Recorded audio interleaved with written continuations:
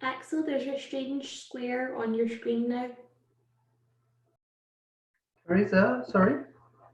So there's a strange square on your screen, and there's kind of a black line from uncertainty all the way around through complexity and down. Yeah. Is it better now? Yeah, better now. Okay, that was the conversation part, but okay.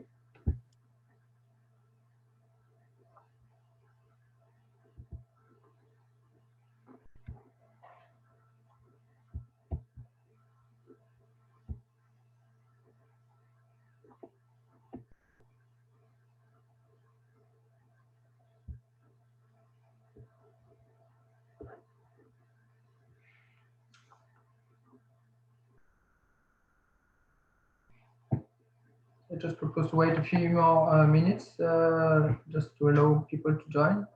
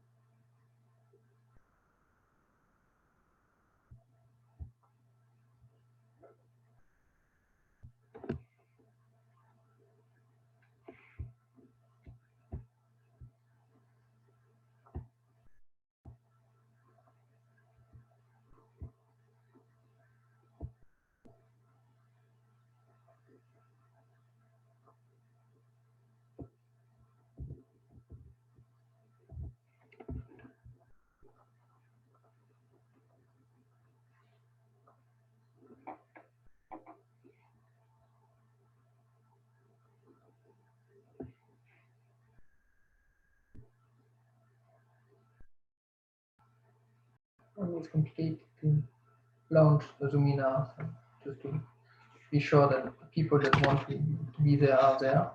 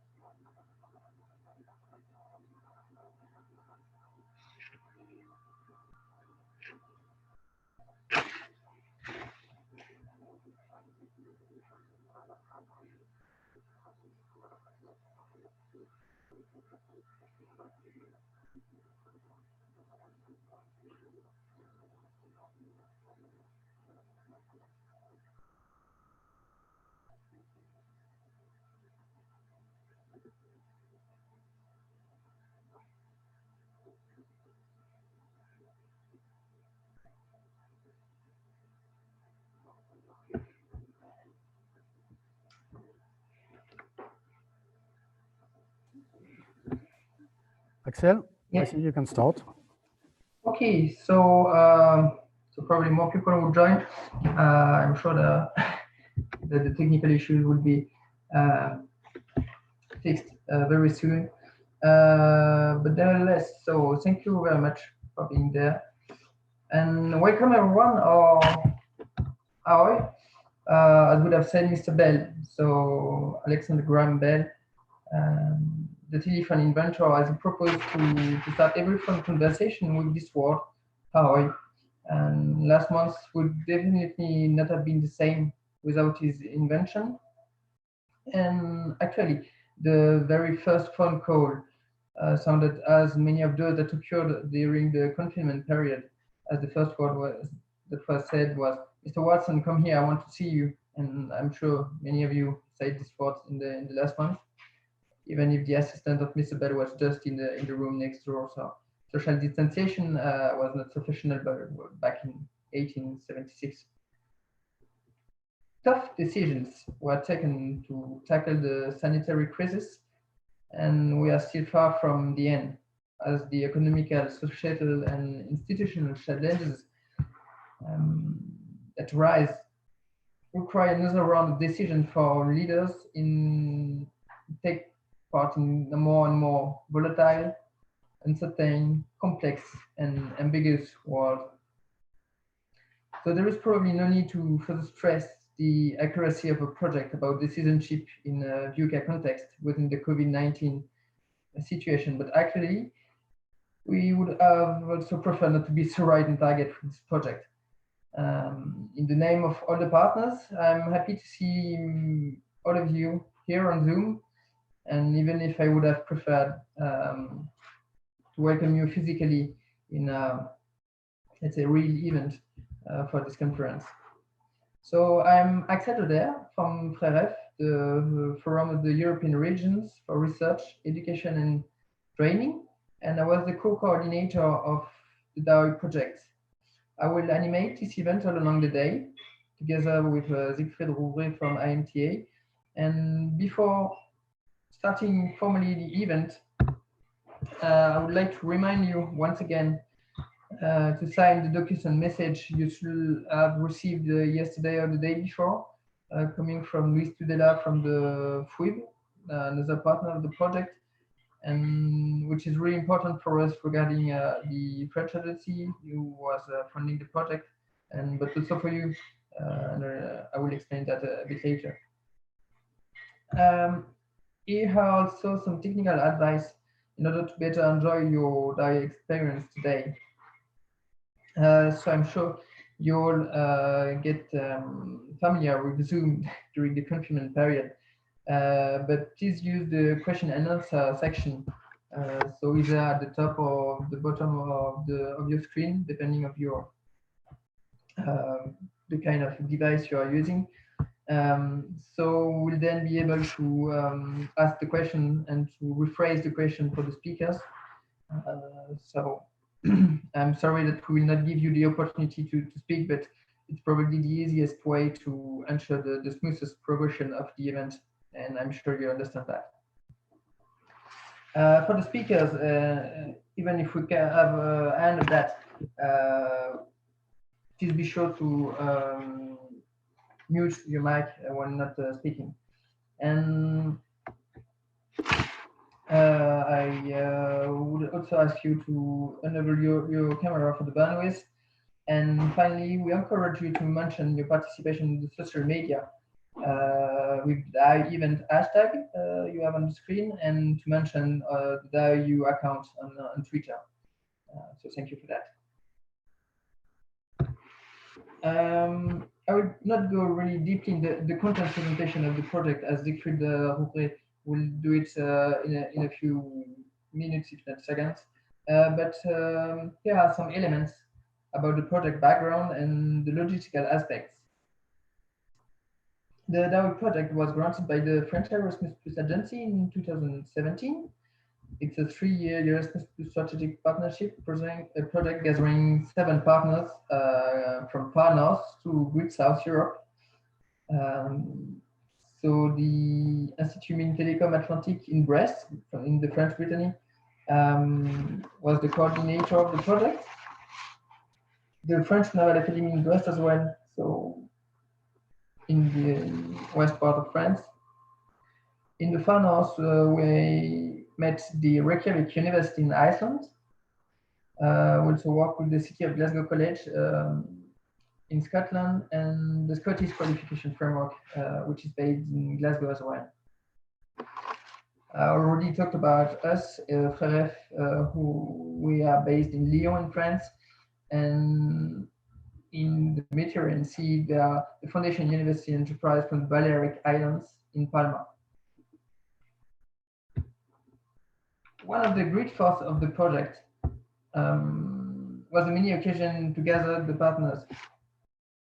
So there were 6 plenaries that were organized along the project. Who we are based in Lyon in France, and meter and see the. Okay, I have some echoes. I don't know who. Never is mic. Okay, sorry for that. So we'll go further on that. So there were 6 plenaries. Sadly, 2 were COVIDed. So one in Glasgow and one in Lyon. That was the place supposed to be the place for this event, and there was a project meeting as well here. And once again, we're sorry to welcome in Lyon for that. But further than the project meetings, 3 joint staff training events for the staff of the partners were organized. And so they were in Brittany, Scotland, and Iceland, and 3 intensive study programs for the students. The consortium in Iceland and 2 times in Brest were also organized. Once again, I will not go further on that, as Katie Jordan from the City of Glasgow College will present these events in a moment, and we will have some great feedbacks from the students who participated in this event. So before leaving the floor to Siegfried, here I am, sorry. Maybe just to rephrase a little bit the objectives of the project. So it was the initial objectives written in the proposal. So the idea of the DAhoy project, as you understand, was to share and confront educational innovations, practice and methods coming from the partners regarding decisionship. It was to catalyze the engagement of learners with innovation courses integrated in existing programs that could be adapted, of course, and that probably would be adapted with the crisis, as some new adjustment will be made, to develop some tools for assessment of the skills within the decision skill framework, and we will have a presentation about that during the day as well, and to assess the quality and achievements all along the project, and that was made thanks to an external evaluation of the project. It was conducted by Liliane Esnault. It was a participatory and longitudinal evaluation, and you will hear Liliane this afternoon. So with a presentation together with Luis Tudela from Free. So I will not take more time of the partners presentation, and once again, I would like to thank you for being there today, and I will let the floor to Siegfried Roubré from IMTA, who was the main coordinator of the project, and he will present you more the content of the project. So thank you very much, and it's up to you, Siegfried. Yep, thank you, Axel. So I'm Siegfried Roubré from IMT Atlantic. I will share my screen and present you an overview of the project in 15 minutes, no more. And it will permit you to have a better view of the program of today and to see in which talk is better to join if you have no time to follow all the expose. So the DAhoy project was running between 2017 and will finish in August this summer. And it's about decision-making skills and especially VUCA situations. We will come back to this a little later. So the initial context is a project initiated by IMT Atlantic in France, which is a graduate school of engineering. And in France, engineering is historically studied in what's called Grande École, initially from the Industry 1.0 a long time ago, and then from now to Industry 4.0 or maybe Society 5.0, as in Japan strategies now. In France, we have a balance of scientific, technical, and non-technical orientations in our curricula for engineering. So we address also economic and managerial studies, social sciences, social and societal responsibilities, humanities, and so on. What is of interest now, mainly in France, but also for Europe, for sure, is that we focus more and more on transversal skills and competencies, as we addressed in DAhoy. So skills are more focused on the ability of the learner and the future professional to apply knowledge, practice, training, or attitude to complete a task or solve problems, which is kind of activities driven by engineers, and competencies are more related to the ability to do something with proficiency and in a context, most often in a professional context. And transversal competencies are through a combination of skills, of course, knowledge, but also qualities and attitudes, which are relevant for a broad range of occupations.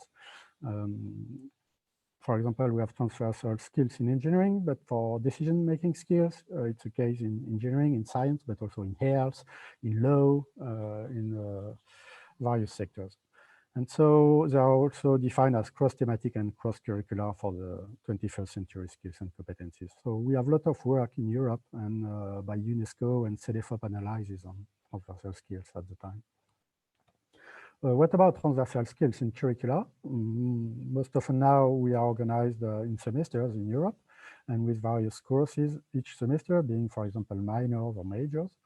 And you can have a course which addresses transversal skills like communication, for example, and it can be in the first semester or in the fourth or during internship and so on.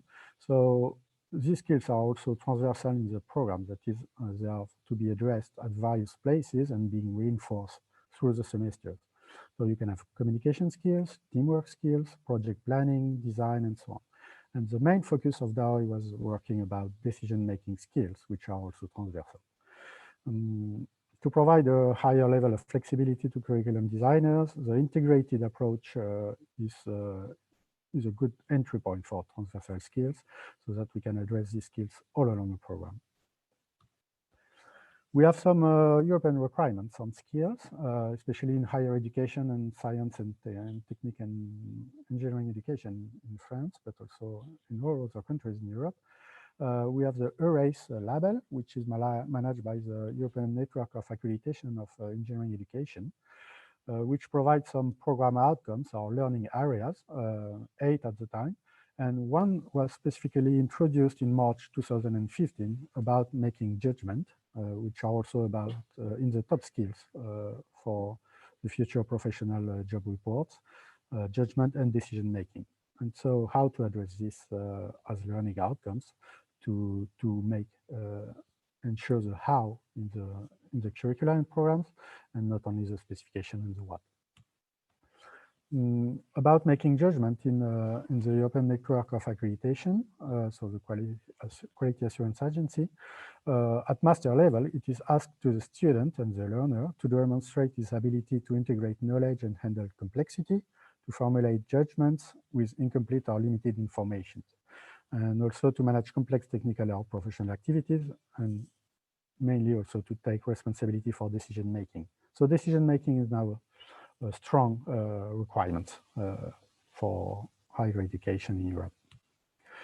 But there is a but. We have some more difficulties now in the European context and international context, and even sometimes in the higher education systems.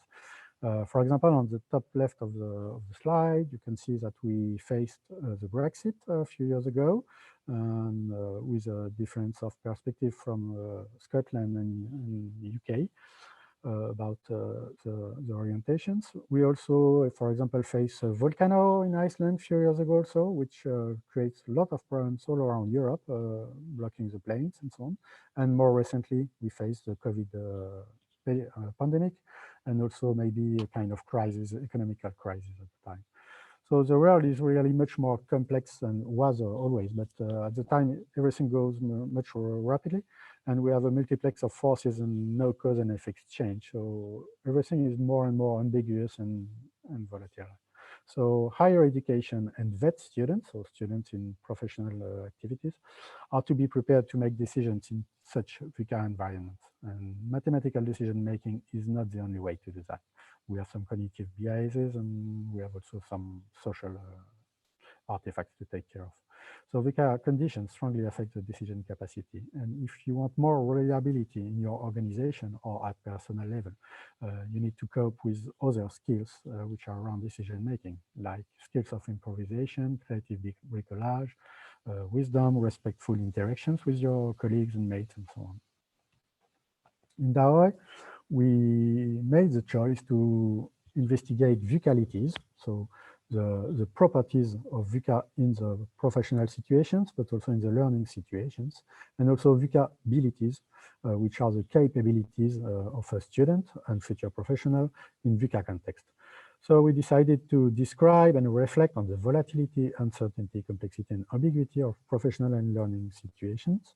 So thanks to an Harvard Business Review by Bennett and Lemoine, we have some specifications about what is volatility, what is uncertainty, what is complexity, and what is ambiguity. And this is also largely studied by the US Army to classify situations and more face them. So how do we engage in this? So we wanted our students, higher education invest students, to have better views of conditions under which they make decisions in such a curious context, we could say, and how to better train them. So how did we do that? In DAhoy, you can see the work breakdown structure on the right here. So we had 3 work packages, the one in 2017, which was more about analyzing decision parameters, surveying teaching and learning offers around decision-making skills, and which was more work of educational scientists and also experts and researchers in decision-making. In the second year, we worked more on innovative decision skills training models. So we proposed some teaching and learning activities, and we test them and analyze them qualitatively and quantitatively. And in the last year, we proposed an integrative framework to help program leaders and educational developers to integrate more smoothly and easily decision-making skills in their programs step by step. So we proposed 6 reference models.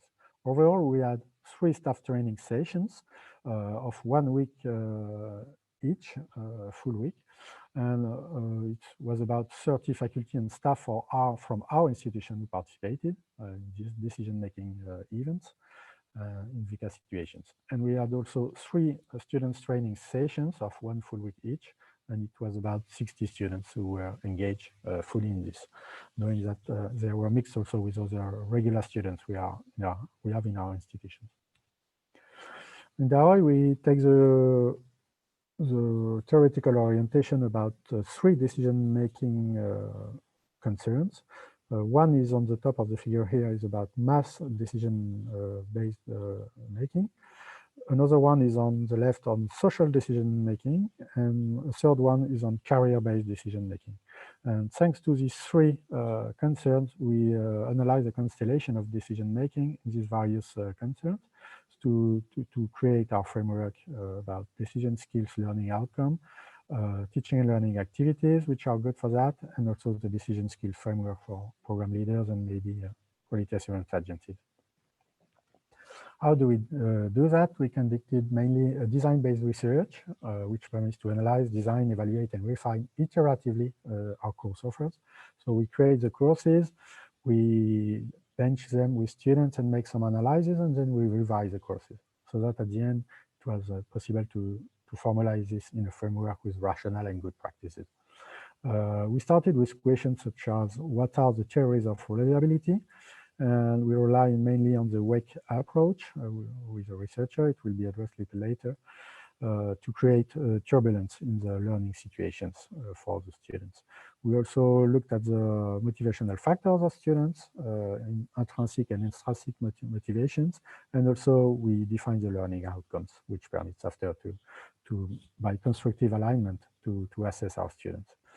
And we also proposed a classification of the learning situations based on the VUCA categorizations. So with the V, the U, the C, and the A, which permits us to assess a student on proficiency levels based on the characteristics of the learning situations and their magnitude in terms of VUCA throughout the curriculum, from the first semester to the last semester, for example. So for that, at the end, we propose some so-called capsules, which permits to external institutions to integrate these capsules in their courses or program, or take inspiration of. And mainly it's about subject outside classical disciplines, how we are investigating transversal skills. So during the project, we had some training with students in mountain, analyzing risk in mountain. We had also leadership training in the forest, as you can see in the pictures with École Navale. We had also man overboard exercises with engineering students, so not sailors, on a sailing boat. And we have also a pandemic project-based learning approach with Reykjavik University, for example. It was the basis of work to analyze the learning process of our students and future decision makers, and to see how to better develop the skills for VUCA environment. So it will be addressed at 10:30 by Katie Jordan from City of Glasgow College, which will give a feedback and report on the 6 DAhoy learning activities we had with staff and with students. A main result and a core result of the project is that we defined 7 skills, decision-making skills, which are on the left here. D1 is about to recognize and qualify the VUCality of a situation or a family of situations. The second one is about to being capable to analyze VUCA situations. The third one is to make judgment in VUCA situations, and then to face complexity of VUCA situations or VUCality of situations, organize and implement actions in VUCA situations, and then, which is more post exercise, to take responsibility in the decision process in VUCA situations, and also to learn from experience for the reflective practitioner approach. It's translated in French here. You have also everything on the website and the brochure.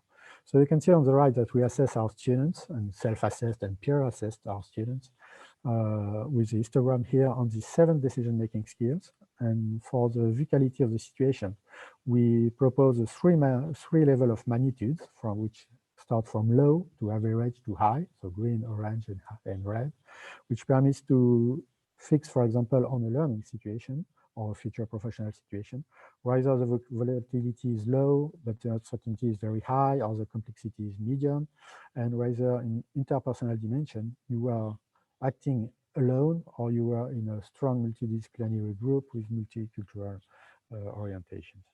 So all of these are categorized in the project, and you can see that in the report. We investigate also about the potential formal recognition of transversal skills, and we work with that with the Scottish qualification framework in Scotland to foster recognition of the skills for the benefits of the future professional and professional branches. And so the idea is to have a common basis of skills that could potentially be linked to each national qualification framework. So for example, CNCP in France, or MESES in Spain, or ISQ in Iceland, or in some other countries, and also to map with the European qualification framework. And this work is still ongoing, as it is much more formal and need to interact with quality assurance agencies and also professional bodies. It will be discussed at 15 to 2 by Sheila Dunn from the Scottish Qualification Framework in Scotland. We made a lot of analysis of capsules, and so you will have today in the morning at 11 some feedback from 4 students, one from Reykjavik University, one by video from City College Glasgow, and 2 from INT Atlantic, who will give you some feedback about their experience in the DAhoy 1-week teaching and learning activities and how they were experiencing and what they learned especially. So stay with us at 11 with these students, which are a very good reflection on this. The capsule benefits we propose, and you can transfer your own institution, are between 2 hours and 20 hours for easier curricular integration. They complement the formal integrated curricula. So the idea is to move step by step, and so that you don't need to change all of your curricula if you want to integrate more transversal skills and especially decision-making skills. And you can also create some new courses based on that, for example, in the context of migrant crisis, terrorist attack, resilience, and so on. As a result, main result for educators, we propose 15 course samples for a specification of about 1 to 3 pages each, and all of them have some capsule integrated that you can reuse and slice to use somewhere else. We have also, for career decision making, CDM, defined a curriculum of 3 years with more than 40 capsules that you can integrate to train your students to take better decisions, we could say, in the context of their career, but during the curriculum to be better prepared. And all of these are transferable. We had also produced a card game for career decision making, which is an example of capsule, and also a VUCA toolbox, which permits to categorize each capsule with a Vocality matrix we had. This will be presented at 2 p.m. this afternoon by Sophie Lebris from the École Navale, French Naval Academy in France. More for program leaders and quality assurance agencies, maybe, or quality assurance managers in institutions. We propose 6 reference models, which provide the basics and rationale to integrate all this in your program, if you want. The first one is about program vision and strategy. So to make it happen about integrating transversal skills in programs, we need the engagement of the formal institution and the top leaders in the higher education and vet sectors. So this has to be clarified in the vision and strategies of the institution. We have also a reference model on learning outcomes, of course, a reference model on learning experiences. So which kind of pedagogical styles you can use, or whether it is experiential learning, active learning, project-based learning, and so on. We have also a fourth reference model on learning assessment, how you assess your students and maybe give ECTS credits. And we have also a fifth reference model on curriculum integration, so enriched curriculum, and one about teaching your teachers, so to train them to be better aware of decision-making skills, and also to be trained to be capable to be more proficient about decision-making skills for better transmissions and exchange with students. You will have at 15 to 2 feedback from Tordor Vikingo at Reykjavik University on this. With the example of Reykjavik University, we use this 6 reference model to self-assess about the maturity levels they have before DAhoy and after DAhoy on integrating these 6 reference models. So it's inspired by a former European project we worked on about quality assurance and enhancement marketplace, and it's also inspired by the CDIO approach for the SUNOs for engineering education. So I'm not far from the end of my talk. At 11:30 this morning, we will have a round table just to give some challenges and identify some good points we have this project and give some perspective of discussion with Robin Carvo from Nokia in France, Roselyne Leclerc from EPALE in France, and Maria Pascual Garcia from the Educational Department of Catalonia in Spain. This will be more for educators, educational scientists, and lecturers and so on, and faculty. We will have also feedback on dissemination at 2:30 by Luis Tudela and Liliane Snow to shed light to the impacts DAhoy has conducted in Europe, but also in some other countries around the world. And in the afternoon, we will have a second roundtable at 3:15 about the future of curriculum and perspective and challenges about this for integrating transversal skills and going further, but more at program level. So it's more for program leaders. With Cécile Guerrero from University of KwaZulu-Natal, Bernard Remo, former president of CTI, the accreditation body in France, and the European Network of Accreditation of Engineering Education, and José Labrantini from SAIES Formazione in Italy. So to know more or transfer to our context, we invite you to stay today and to follow the results of the project in several mediums we had. So we provided 8 YouTube videos. You have the link here. We have a Twitter account, which is used at the time.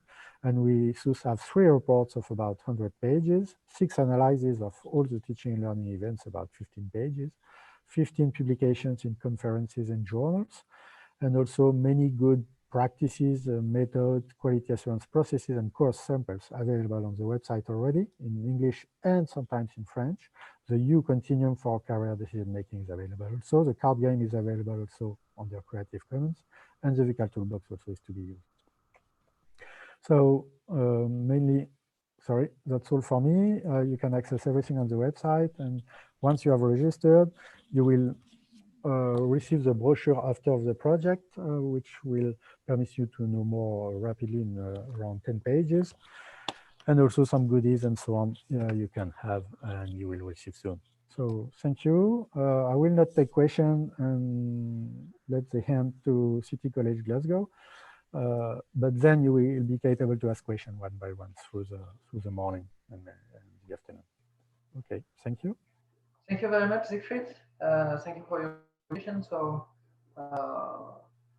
once again, if you have any questions, so use the chat. But yes, as Siegfried said, I would prefer to move to the presentation and to the detailed presentation of each part of the project. That would be probably more interesting for you. And so anyway, Siegfried would be able to, and I would be able to answer you, even if it's more general questions. So I will let the floor to Katie. So Katie Jordan from the City of Glasgow College, and she will report on the 6 direct teaching and learning activities that were already a bit talked either by me or Siegfried in the beginning, but you will know more about that. So Katie, please.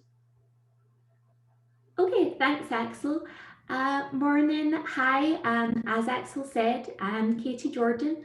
I'm a curriculum head at the City of Glasgow College in Scotland. And this morning, I'm going to talk to you briefly about the learning and teaching mobilities which took place during year 1 and year 2 of the project. So I'm just going to share my screen with you.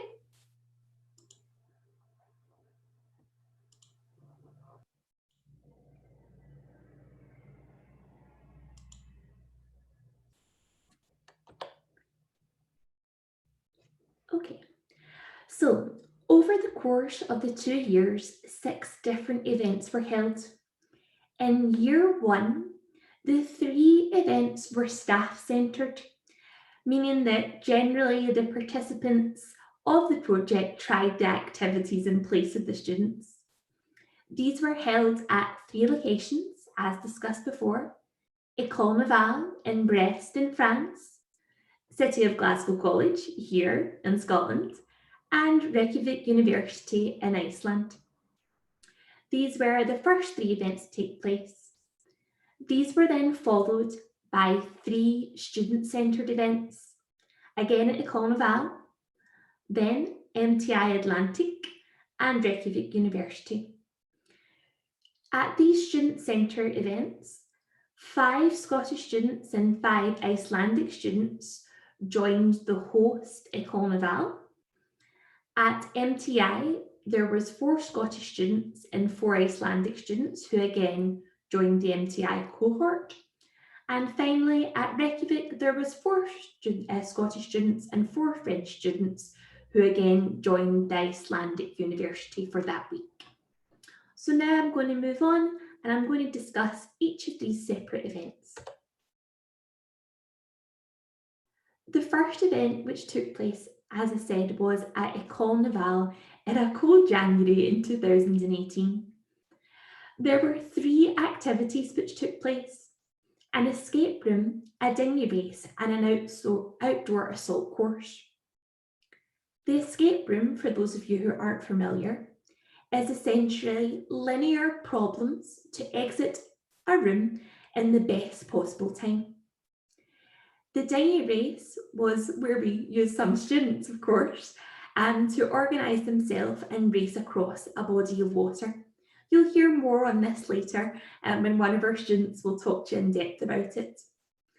The final set of activities was an outdoor assault course type, where there was a series of physical activities and challenges, and each participant at a point was set to be the leader and take control of the group.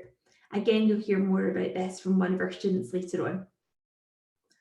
All of the courses had common skills: collaboration, logistical skills, observation, adaptation, learning by doing, problem solving, time management, and they all required a lot of open-mindedness and reflection and self-awareness.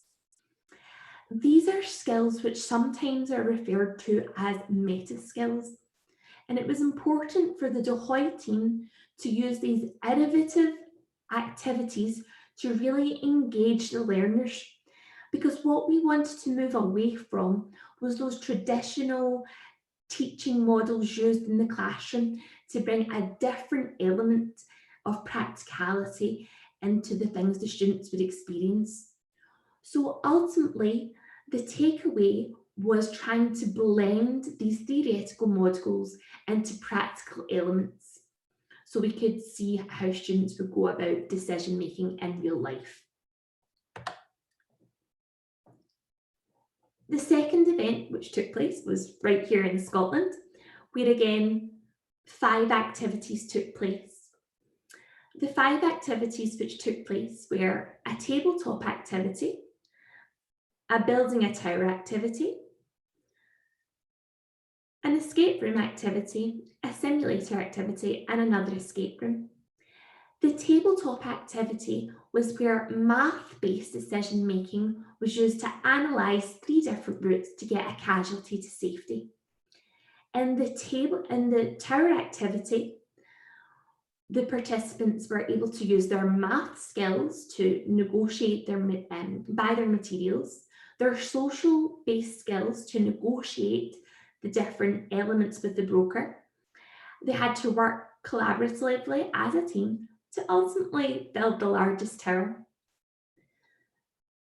The enclosed space entry was a safety awareness course, again taking into those elements, planning, decision making, and the uncertainty that could occur. The 4th activity was probably something that City of Glasgow College is known for throughout the world. It's our simulator courses. Our simulator is built on a boat style, where we can throw all sorts of different elements at the participants, inclement weather, different navigation skills, to really blend their social, maths, problem solving, and ultimately take it on to their career in the future. The final activity was another escape room. The escape room in Glasgow was slightly different. Instead of there being linear problems, there was a variety of different things that could be solved at different times to again try and build this engagement and different innovative methods from the same basis.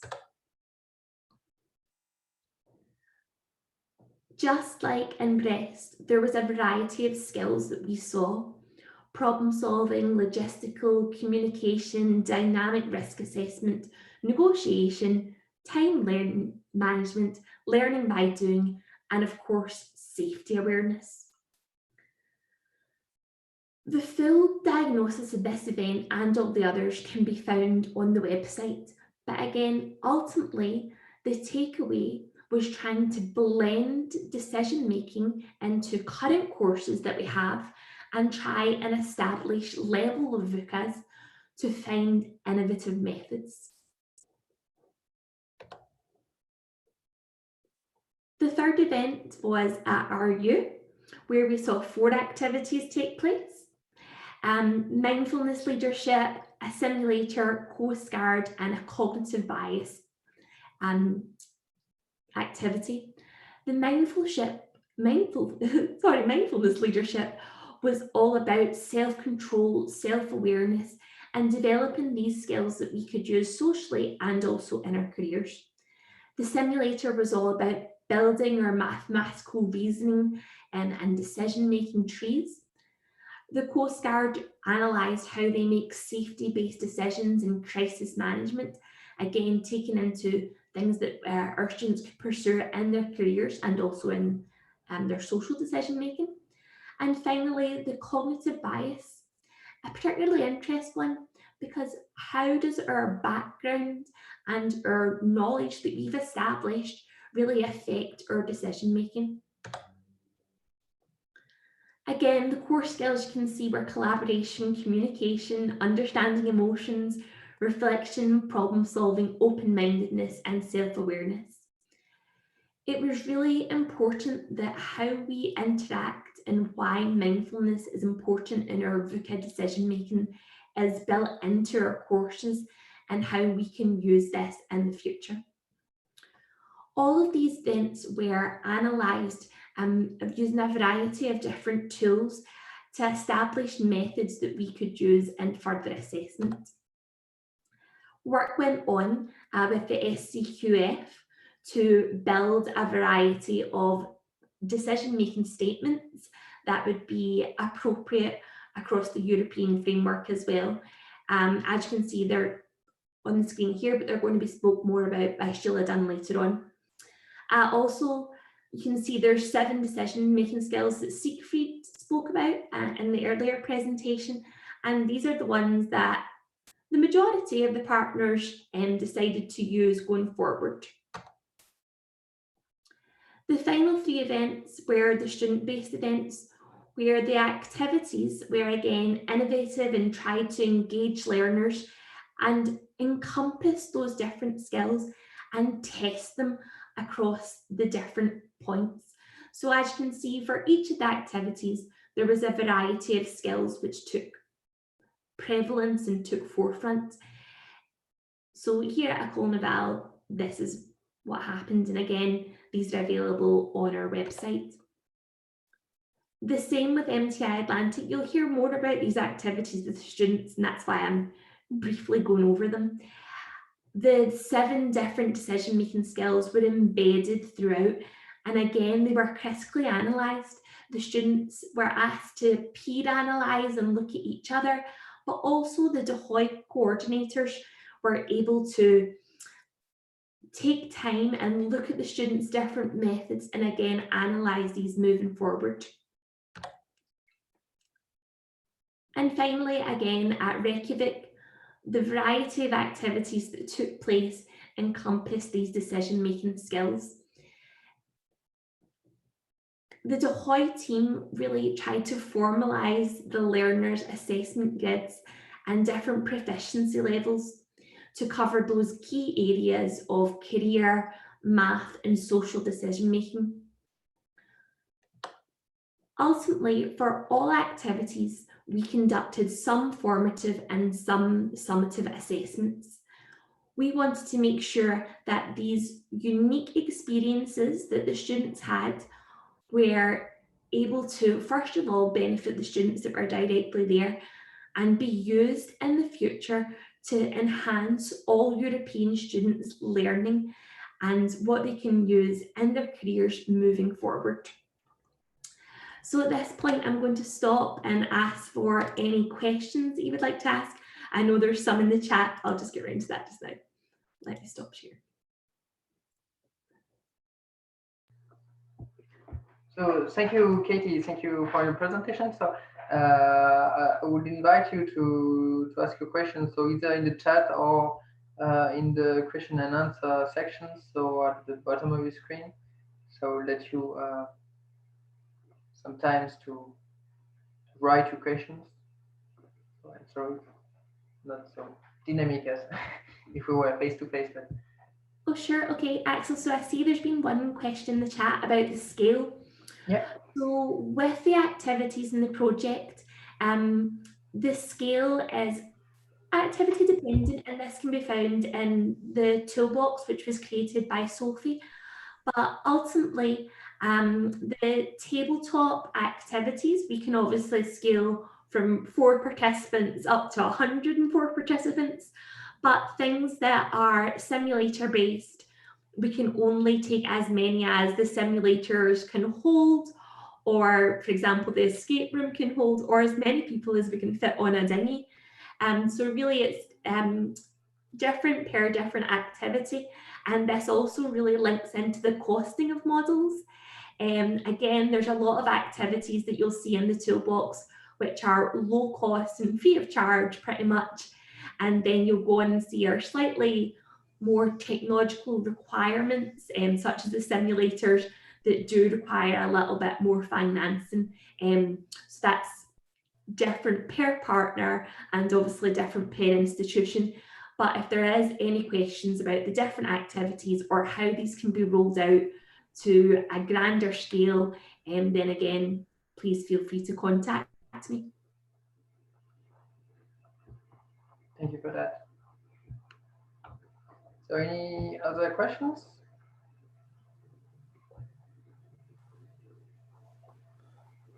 So maybe Liliane Snow, you have a question? Can you prompt it orally maybe? Yeah, I would like to know if the partner were, or maybe all together or with new partners, if they intend to renew the experiences, the exchanges, and these experiential studies in the future, in the near future. Well, obviously in the near future, here in Scotland, we are still very much in lockdown. I've been working from home since the 17th of March. So our plans for the next academic year are essentially to remain teaching from home. So mobilising our students to Europe isn't something that I think we're intending to do this next coming semester. However, in the future, I feel that we've built such strong bonds with our partners in France and Mallorca and Iceland that we should really build on these. And for me personally, it's been a great opportunity. I've never really been part of a European project before, and I've had such a learning curve, learning from different people's cultural backgrounds and the different pedagogical modules that they use while they teach. It's been fascinating. So I think that if we don't build on these links, there would be a real shame and that we would have lost something there. So hopefully, yes, we will work together in the future. Thank you, Katie. You're welcome. Thank you very much, Katie. Thank you, Lillian, for your questions. Okay. There is just one question coming in the Q&A section. So, Katie, what, in your opinion, would be the most beneficial impact on students learning long-term in terms of the mobilities for those delivering teaching? Okay, so in terms of the students, you'll hear from some of our students who took part in the activity shortly, and it really has benefited them career-wise. You'll find that across the activities, they've been able to use these different experiences that they've had and talk about them at different job interviews and explain how they use their leadership and decision-making skills in these VUCA situations to move forward and be part of a team and be a really great leader. And in terms of those delivering, we've integrated a lot of our decision-making skills into their lead programme at the City of Glasgow College. And what we find is that the interaction from these courses has really benefited the teaching staff and students, from pushing them outside their comfort zone and allowing them to think outside the box. It's really challenged them, and it's also made them think about how they would like to pursue different elements in their future. So really, we work with Merchant Navy cadets primarily. I've seen a really positive impact from these teaching and learning mobilities on the students. And also the international exchange side, again, has been fabulous. I believe that the students still keep in touch, so that's really great to hear. Thank you, Katie, and thank you, Sarah, for your question. Bernard Rombo, I have a question. Yes, so one final question, and then we'll just make a short break before moving to the student feedback. So, Bernard, please. Yes, it seemed that most activities were kind of outdoor activities, and it seems that it's costly in time. I mean, maybe in money. I cannot see how this kind of activities could be expanded to bunches of students. You know, it can concern only small groups. So there should be an effort to try to find activities which could be used by a pool of students, not a few teams of them. Bernard, so obviously the pictures which you saw on the screen are generally the outdoor activities because these are quite engaging, but there was a variety of different tabletop and lecture-based activities, but I guess these pictures aren't as exciting. But again, if you're looking for this type of activity, you should look on our website and also refer to our toolbox, because of the 15 activities, I think only maybe a handful of them end up being outdoor activities. So from our outdoor activities, yes, first of all, we were using the resources that our different institutions had available, but also we were able to essentially take the skills that the students exhibited in these and think about how we could look at challenging them in the classroom or in a different method. So not necessarily using the same activity, but trying to analyse the same skill set. And that's why the team developed the toolbox, because we knew there was a variety of different students in different areas and they wouldn't have all the same resources. So that's why we've got such a pool of different things. Thank you, Katie. Thank you, Bernard, for your questions. So I just propose to have a short break and to be back at 11. So if you have more questions, so use the chat, and Katie would be able to maybe to answer by writing, and we'll go on with the program. So see you in so 5-10 minutes.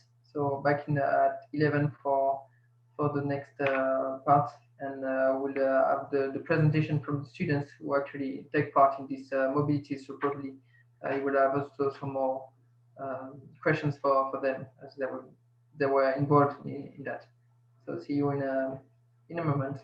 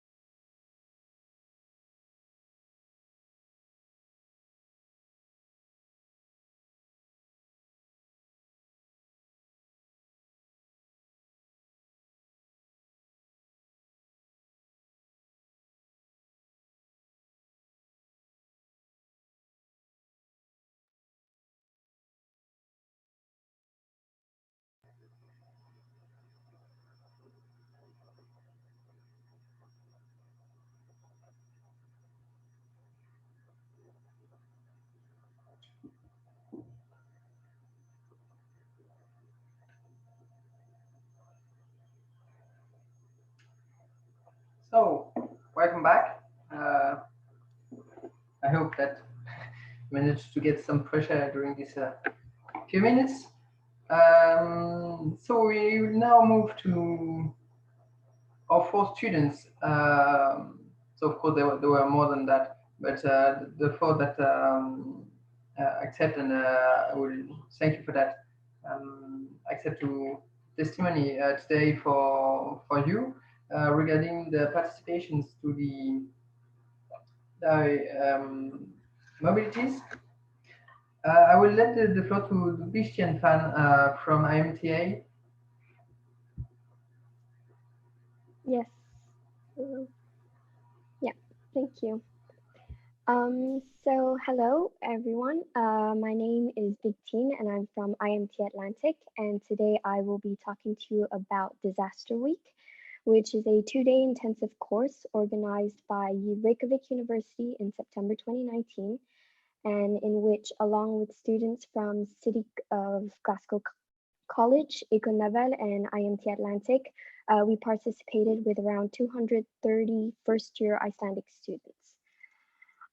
So the goal of the course was to come up with a solution to a global crisis, and in our case, in groups of 5 to 7 students, we were tasked to isolate and protect areas of Iceland in a pandemic by dividing the island into multiple cells that are able to sustain themselves for around at least 3 months.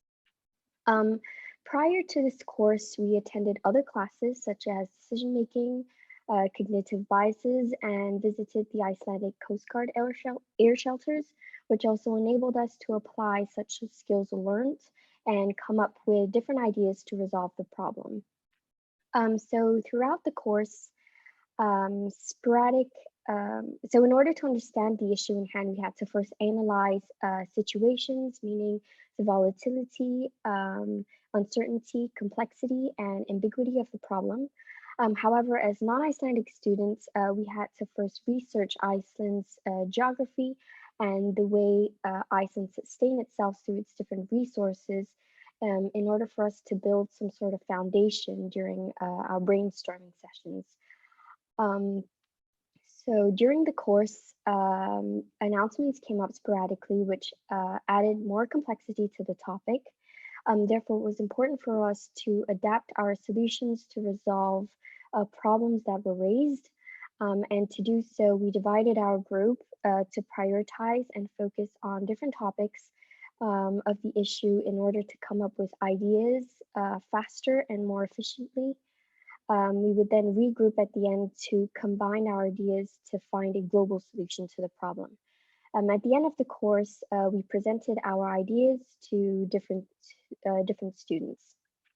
So here I'm going to show you an example of the solution that my group and I came up with during the course.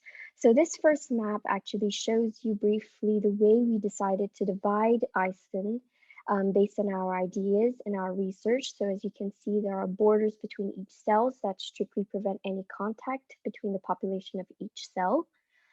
And on this second map, it shows more in detail how we divided the Iceland into the different cells. So we had to locate Iceland's resources such as water and food resources, power plants, and public services. And these resources actually will help enable each cell to become self-sustainable. We also took into account the population density of each cell in order to divide it equally in some sort, to also prevent too much spread during the so-called pandemic. So the course tested the different skills that were taught during the previous classes, and as I said, decision-making, cognitive biases in the university. But what was also interesting was that we were able to work with students of different backgrounds. So we were able to combine our personal skills and experiences in order to come up with a creative solution to the problem. So thank you, and I will be open to answer questions at the end.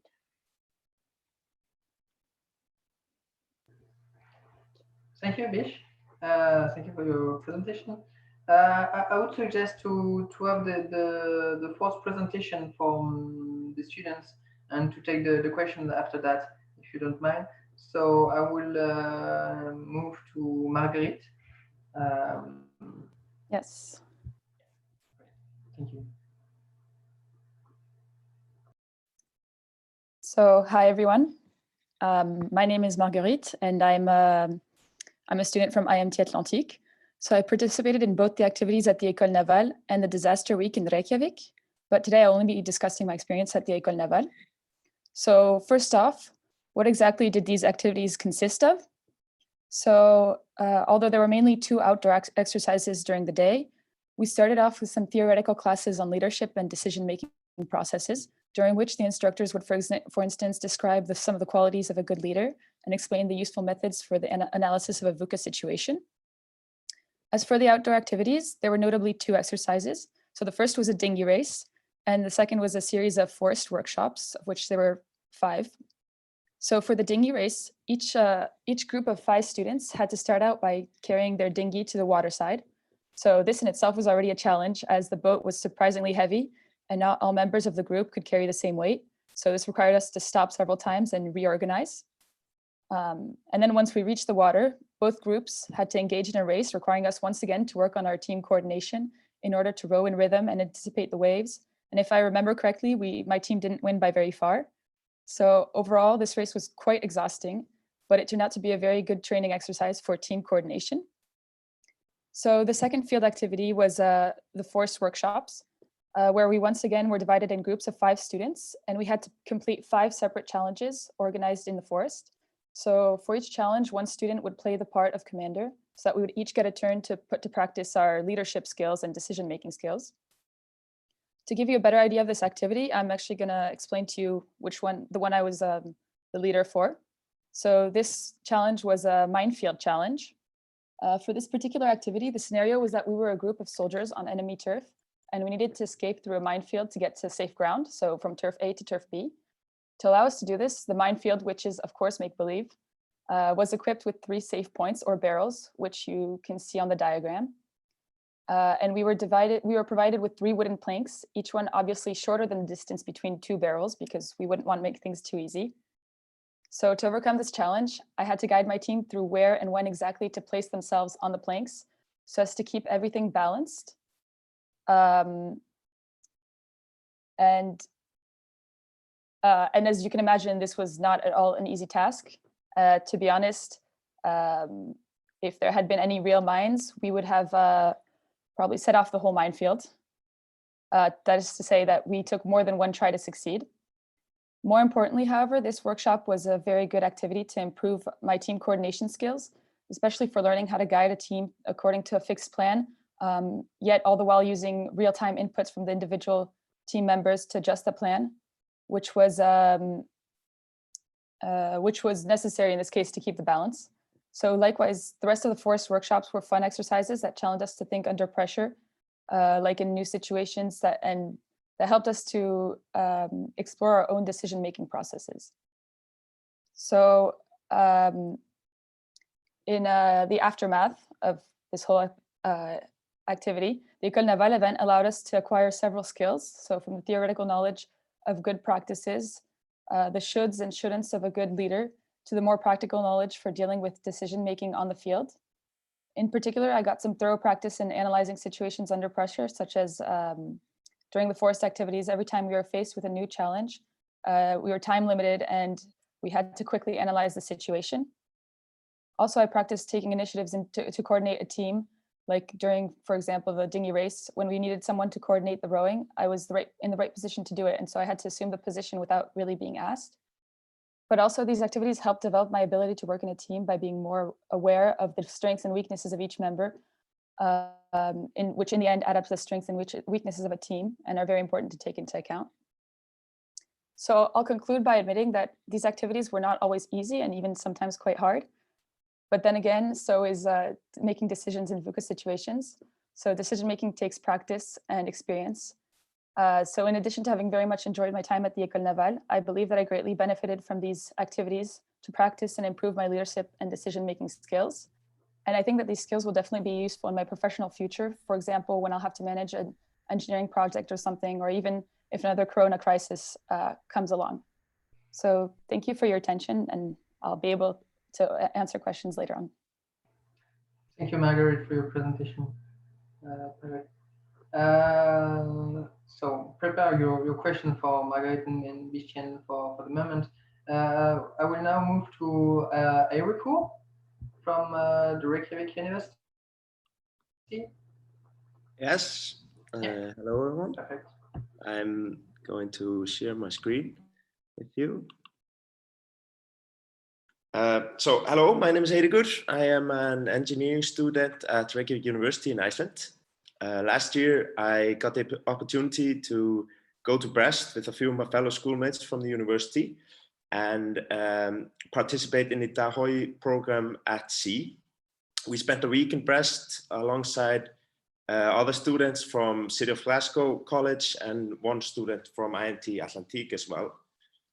So I would say the program was split into two sections. The first few days we spent mainly inside a classroom, attending lectures, learning about what Volatility is, different aspects of decisionship and how to implement your decisionship skills in these critical VUCA situations. We also learned the fundamentals of sailing because the second part of the week we spent actually on a sailing boat at sea, which was a totally new experience for me and I think all of us in the Icelandic group at least.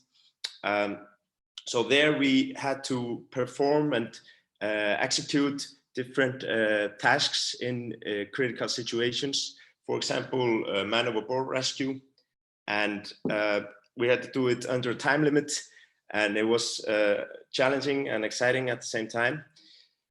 What I found was maybe the best learning experience for me personally was developing the ability to recognize and qualify different critical situations. So it became more and more clear to me during the week that having a good plan to follow in these situations makes a tremendous difference in how well you execute the plan and the task. And we repeated the exercises, the VUCA exercises at sea, and each time we repeated them, we could develop a plan better, and everything went a lot smoother.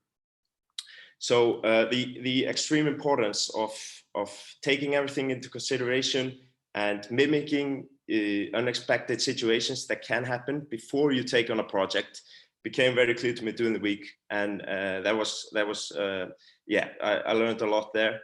One other thing worth mentioning is the teamwork aspect of the program, because right from the beginning we were split into small groups, which we followed throughout the week, and we had to work closely together, organize the team roles, trust each other for different tasks, and I think we all learned a lot and from it, and developed our team skills throughout the week.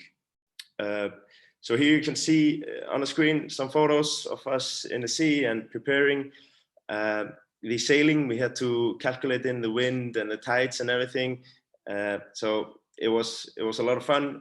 All in all, the DAhoy program at sea in Brest was a great experience and a great opportunity to meet new people, learn new things, but at the same time, step outside the classroom for a change and do something fun. So yeah, that was that. Thank you very much. Questions? Maybe. Yes. So I propose to have the questions just after the last presentation from Frank Patterson, who sadly did not manage to be with us, but he sent us a video. So we'll show you his testimony, and we'll take the questions right after that. So my name is Fife Patterson, and I attended the DAhoy project in France with some colleagues from the City of Glasgow College. Me and my colleagues were all marine engineer cadets, and we found the experience and the project as a whole great for us. We learned new skills, and the experience we gained was invaluable to us looking forward into our career. I'd say the main thing that we took away was leadership during a challenging time. So when we were out on the sailing boat, we had a man overboard, and we were having to, along with other people that we hadn't worked with really before, we had to try and organise and cooperate between us. So it was definitely a good way for us to realise how to do that and how different people react in that. Looking back on the experience and how I've used that now in today's world, I think that I've taken the leadership and also the decision-making aspect from the project and put that forward in the decision-makings and leadership that I've had this past year. Especially, I took the route of going to university, and this year we had another project of making a wave energy converter, and I had to lead the team, and it definitely helped because we had people from different nationalities that had different interests. So it was putting them in the right place so that they could do what they wanted and that they were happy, so everybody else as a team worked well together. I also think just now we're in the midst of a pandemic, COVID-19, and I think the project helped with my decision making and my mindfulness during this time. I decided to move back home. I currently reside on a large farm, and if I hadn't decided to move home, I would have actually been stuck in Glasgow in a flat. So at the time, I used my decision making to look on that and see what benefits it had for me coming back here instead of staying in Glasgow. Yeah.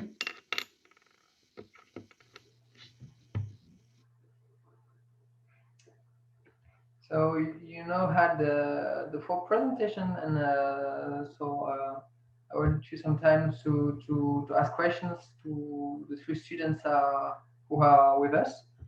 But maybe to launch the conversation and to let you some time to write your questions, I would ask the first one, and so I don't know Marguerite, Beach, Tien, or Eriko who want to answer that, but you talked about the skills you developed, but what about the professional skills? Do you feel that these skills, do you feel more professionals ready for your future job thanks to these experiences?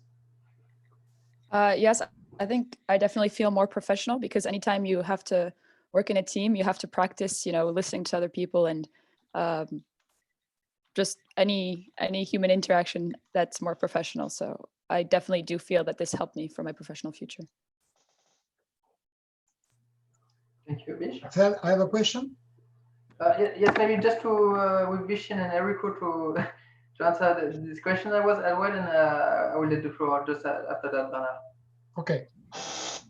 Yes, I do feel more professional, especially with what happened during the pandemic. We all had to work from home. And as an intern, it was a bit hard, and I didn't know which to prioritize, but with the skills that I learned, such as like decision making, I was able to prioritize the different tasks I was supposed to do. So yeah, I definitely do feel a bit more professional thanks to those skills that I learned. Yeah, I agree. I think whatever I take on professionally in the future, you will always have to take decisions, and you will always have to work in a team. So I think these two factors and these two skills will help me a lot in professionally in the future. Thank you, Eriko. So Bernard, please. Yes, I have a question. When listening to you, I have the feeling that there is a big overlap between decision making and training to leadership. And is it the same, or I saw that? What about the collective way of taking decision? It seems that most time it was a kind of leader taking the leadership, and not a kind of collective decision process. What do you think of that? So in my case, so the activities were actually quite oriented towards leadership, but I think the decision making is a big part of leadership, because you have to, at some point, you have to make a decision to lead your team, and you have to know how to use the input from the people around you. So I think they do overlap, even though maybe there was a little bit more of an insistence on the leadership part in my activities. During disaster week, it was more of there was more of an overlap between decision making and collective work. So since we all worked on different topics, and at the end we all had to come together to decide on an overall solution. So there was more of a teamwork between the different subgroups, and there was also, of course, a decision making within each group. So there is kind of both skills were used at the same time. Yeah, I agree. For us, for me, it was a balance of the two things. You know, in these critical situations, you have to take decisions, and you have to find your inner leader and be able to work under pressure and take decisions under pressure. And yeah, so I think it was a balance of both things.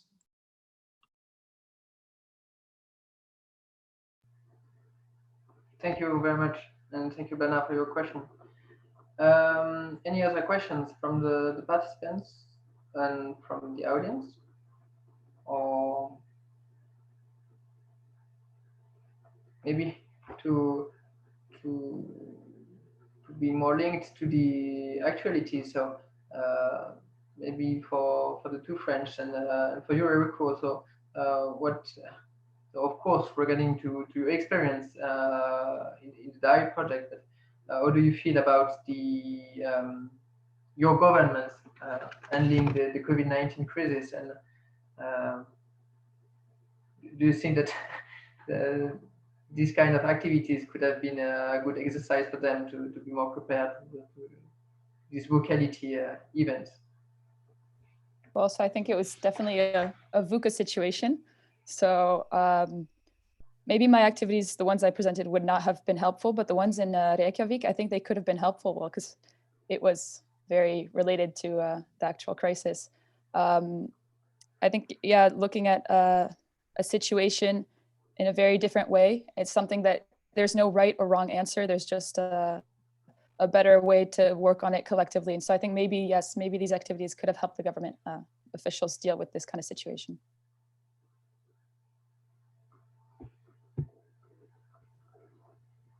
Yeah, so I think, yeah, it was definitely not directly related to our exercises, but it was definitely related in that way that we live in these uncertain times. Nobody knows what's going to happen.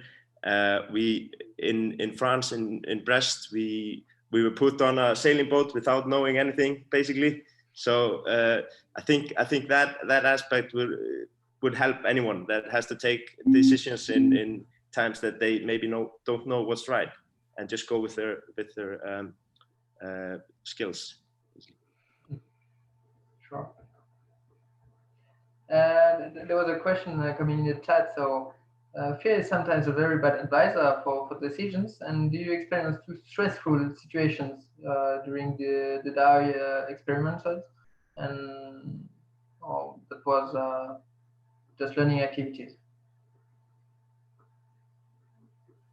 Well, I think that was the advantage of visiting the Icelandic Coast Guard air shelters. There was someone who actually presented the ways that they actually handled these stressful situations, and the tips that he gave us really allowed us to handle the stress that was somewhat simulated during disaster week.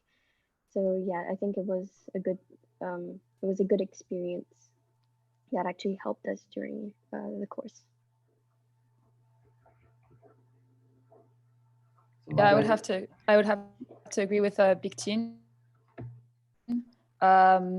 I mean, we couldn't obviously simulate the same fear that we would have in a real VUCA situation. But I think any stress that I think we did feel some stress during some situations, knowing that we had limited time and things like that. And I think that's it was a pretty good simulation of what we could actually expect in those situations. So if you play along, it's pretty resembling. There was no real mine in the forest. Yeah, what I would like to add is that, yeah, of course we were just mimicking the situations, but why when you take everything into consideration and mimic what can happen before you take on a project or before you sail a boat or whatever, you can I think you can limit the fear because you have already done it before, and that's gonna help you when it actually happens.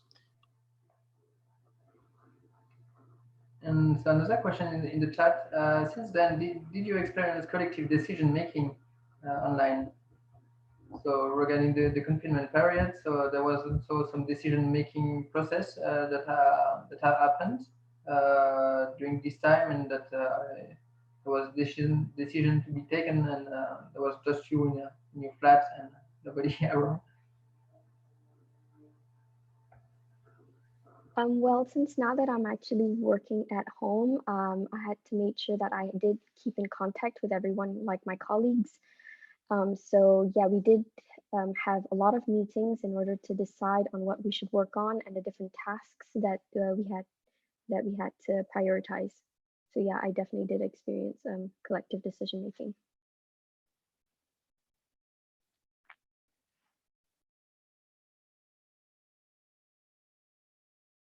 Marguerite or Enrico on this question? Yeah. So for the collective decision making, well, when coronavirus happened, I was just finishing an internship and I was about to start a next one. So I guess I just had to coordinate with the next internship. We had to take decisions about when I was going to start, because my internship is in Oslo right now, so I had to travel. We had to find a time when I could go to Oslo. So yeah, I think knowing how to manage the situation, thinking should I wait, should I look for something else? I guess this kind of helped on that. I had to keep a clear vision of what I had to do. Thank you. Enrico? Yeah, I think I'm not sure if I can pinpoint any one decision or situation since then, but of course we're taking decisions every day, and I think it has improved my decision making overall. Maybe unconscious, but yeah. Thank you. So maybe another question is coming in the question and answer section from Sarah and Robertson. The activities undertaken and the impact on your future involvement are noted as being huge. So the question is that in these extreme and stressful situations, how did you manage to maintain team cohesion and agreement? So there are several ways. So for example, in the activities I did, it was mostly because one person had to come out as, kind of coordinator of everyone else. And so this really helps in some situations because it lets everyone know when to speak and how to organize. But I guess this was not the same for everything. Like, for example, in Reykjavik, we had to work as a team. And I think just when you do this and you start getting used to working in teams, you kind of know when you can speak and when you have to listen to others. And it's just a correct balance that you learn to find, but it takes experience. So I hope that answers your question. Thank you. I agree with Margaret. Actually, in Reykjavik, we also had a class about mindfulness, and we did also had some meditation sessions during the course. So in some ways, those little tips that the teacher gave us kind of also helped us manage those stressful situations. Thank you very much. Thank you to all of you three for being with us today and for your participations to the Ahoy activities. I propose to move to the first roundtable of the day. As the idea for this roundtable is to have the feedbacks and the reactions about the project and its outcomes from external participants and from people out of the consortium. So let me introduce you Robin Cavo, Rosine Nunesquer, and Maria Pascual Garcia from. So Robin Cavo is working for Nokia in France. Rosine is a Nepali expert from for the French Erasmus Plus agency and administrator at the Institut de Recherche du Puy-de-Dôme, and Maria Pascual Garcia is working in the education department at the Generalitat de Catalunya in Spain. So we asked them to present themselves and to give us some feedback about what they heard this morning and what they feel about the project. So, Rosine, if you want to start.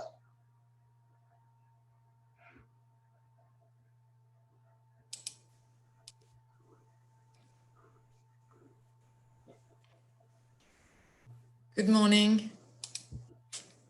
Hello, Rosine. Nice to see you. So I share my screen.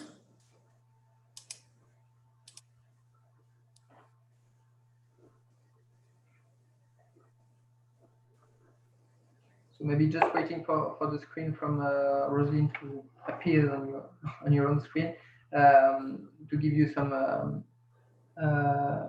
advice. So we'll probably do the same. So we'll take the questions for the three participants altogether after that.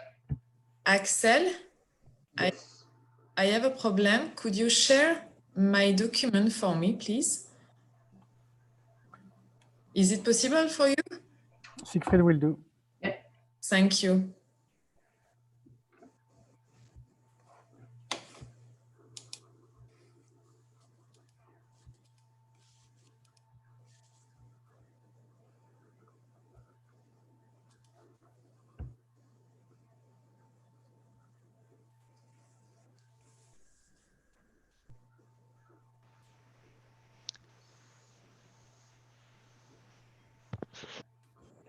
Here it is.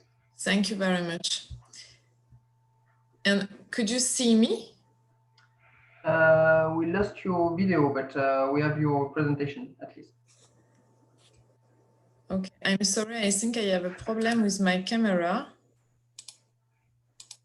Okay, I test. I could see you. Yeah, I can see you too. I see you. We can see you. Cool. Okay, perfect. Okay. Okay, so hello everybody. To introduce myself, first of all, thank you very much to the organizer for inviting me this morning to participate in this conference. And the story that links me to DAhoy project goes back to the construction of this project, and I am very happy to see it come to end with a lot of success. And congratulations to all the partners for all the work done these years. And to give you some information about my professional profiles. So I am administrator of a research institute in the field of material engineering. And I live and work in Brittany, in particular in the University of South Brittany. And I am also expert for the Erasmus Plus agency in France. And I am positioned on the development and animation on the collaborative platform EPALE, dedicated to adult education and lifelong learning. So I here a link to the website, and I strongly encourage you to register. It is a community with 70,000 members in Europe, and the platform is available in all European languages. You have a lot of contents in different formats, in a lot of topics about education, adult education, and lifelong learning. And you can also take part in online discussions or contribute to the communities of practices, and particularly a community on project approach, which I animate. And if you need more information, you can take a contact with me. So please, could you pass at the second slide, please? And to continue, thank you. To continue my presentation, I would like to propose some elements for a debate on decision-making competencies and the notion of responsibility. So I propose here the circle of mobility, and from a situation of mobility or experiential learning, the individual is confronted with new situations in which learning will be multiple in different fields, calling on the individual's responsibility to take charge of his or her own life and to achieve the object of mobility and experience.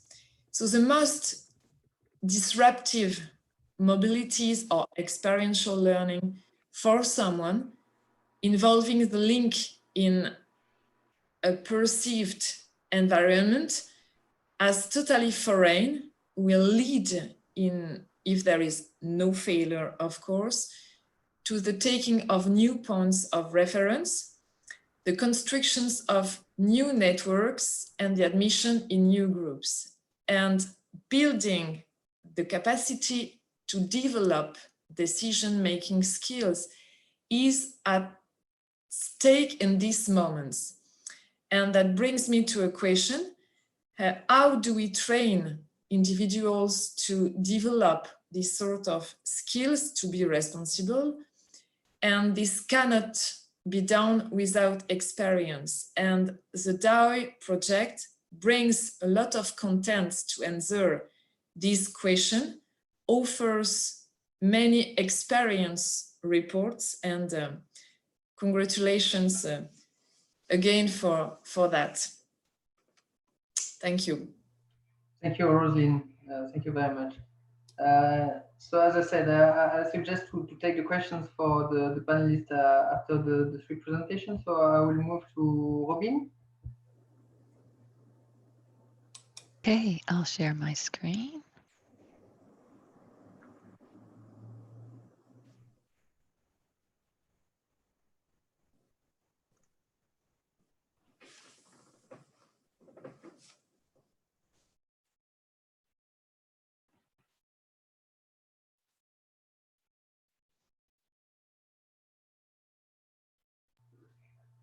Okay. So yes, thank you very much for the opportunity of being with you today. It's a real pleasure. My name is Robin Carvo. I work for Nokia France on what we call the Paris-Saclay campus. That's actually in the Essonne in the 91.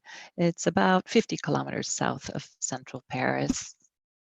I've been working for 25 years with a company that was first called Alcatel, and then we merged with Lucent, and then Nokia bought Alcatel-Lucent in 2016. I'm a graduate of the ESC Lyon, that was École Supérieure de Commerce de Lyon. It is now called the EM Lyon. And I am originally from the state of Maine in the USA. I've put a little map here, or a piece of a map, so that you can see where Maine is located. If you can imagine a map of the United States, it's completely in the northeast, bordering Canada. And I was born very, very near the Canadian border, literally about 2 kilometers. So I was very close to being Canadian rather than American. My current position at Nokia is called Project Manager of 5G Visibility. But I was previously an HR consultant at Nokia France, and this is how I got involved in this project, or I don't know if you call it involvement, but how I contributed a little bit to this project by making a little video clip about the VUCA concept in companies. Before that, before my work in HR, I was working for Alcatel-Lucent Corporate Internal Communications for some years, and I was also based for a couple of years in Shanghai, China, where I was working on industry analyst relations for the Asia-Pacific region. So to talk a little bit about VUCA, sorry. Why doesn't my slide want to advance? There we go. So the VUCA concept, I have to admit, was new to me when I was asked to make the little video clip. I hadn't heard the word or the abbreviation before, but now that I'm familiar with what it is, from having researched it a little bit, I can tell you that Nokia is a VUCA world all of its own. And I'll explain why. So Nokia took over Alcatel-Lucent in January 2016. And since that date, there have been 3 transformation plans. In French, we call that a PSE. So 2016, 2017, 2019, there were job cuts in all of those years. However, over the same period of time, Nokia France was hiring young R&D engineers for the ramp up of 5G. And actually, when I was in HR, I was involved in that recruitment process. However, last week on June 22nd, Nokia announced yet another transformation plan for its French operations, proposing to cut 1,233 more jobs throughout 2021. So this number has appeared in the press. This is public information. However, the number is not exactly confirmed because it must still be negotiated with union representatives. And actually all of that will start next week. So my question was, coming on top of a deadly pandemic, does it get any more VUCA than what's been going on? So I think this probably the skills and the competencies that students in the DAhoy program have learned in terms of observing and analyzing and using critical thinking for decision making in stress and so forth. I think all of these skills can probably be used in one's personal life, not just in one's work, but also dealing with things that can happen in life and working in a company where there may be downsizing or things going on. So yeah, my feeling was that VUCA is also something that happens in our lives, and then you'll be able to apply the skills that you've learned to your personal life. Thank you very much, Robin. So once again, get ready for your questions for Robin just after the final presentation from Maria Pascual. Maria? Yes, I'm here. Can you all hear me? Yes, perfectly. All right. Okay, so I'm going to try to share my screen. I'll be quite quick. I'm here to present our unit and to present our work, and especially one of our network, which is called, okay, you are sharing a screen. Can you share? Can you see my presentation? We just have we are showing the screen window. Yes, okay. Can you see now? Yes. Right. So this is our unit.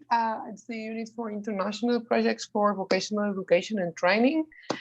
Our main actions are the participation in cooperation projects, such as in the framework of Erasmus, POCTEF, and many other European initiatives.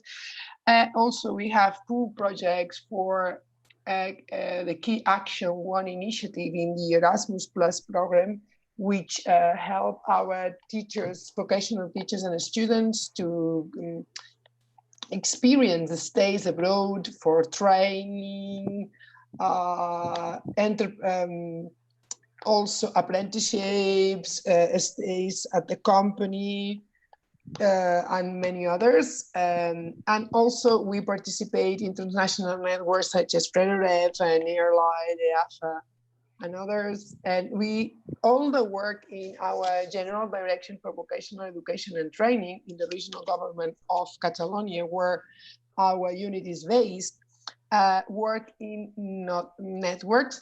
So vocational centers are, let's say, put when they decide and when they want in different networks, depending on their needs and interests. And through those networks, we give them advice and we work on different issues which can help develop new programs and initiatives in each of them. For example, we have the mobility network, and I wrote here networks because we have 5 in the first level and 1 in the second level. But we also have the quality network, entrepreneurship network, and the Activa network. I'll talk about it later on. And training centers in our Catalonia, we have nearly 500 vocational training centers, can be in more than one. And they work on, as I said, on those issues and also in innovation and many other topics which are on the agenda for vocational education and training in Europe. So VUCA is really worked in all of them, especially now in this pandemic situation, but especially in Activa FP network, which is vocational active, let's say, active teaching and learning methodologies for vocational education and training. So what do they especially do then? The students are offered learning models that teach them how to solve in a collaborative way. They work with challenges, right? And they have to take immediate decisions as a team. In the team they work as they work in a real situation. So we thought that in those situations are really into the VUCA context. And then we train them on learning methodologies which can help them overcome those challenges imposed to them.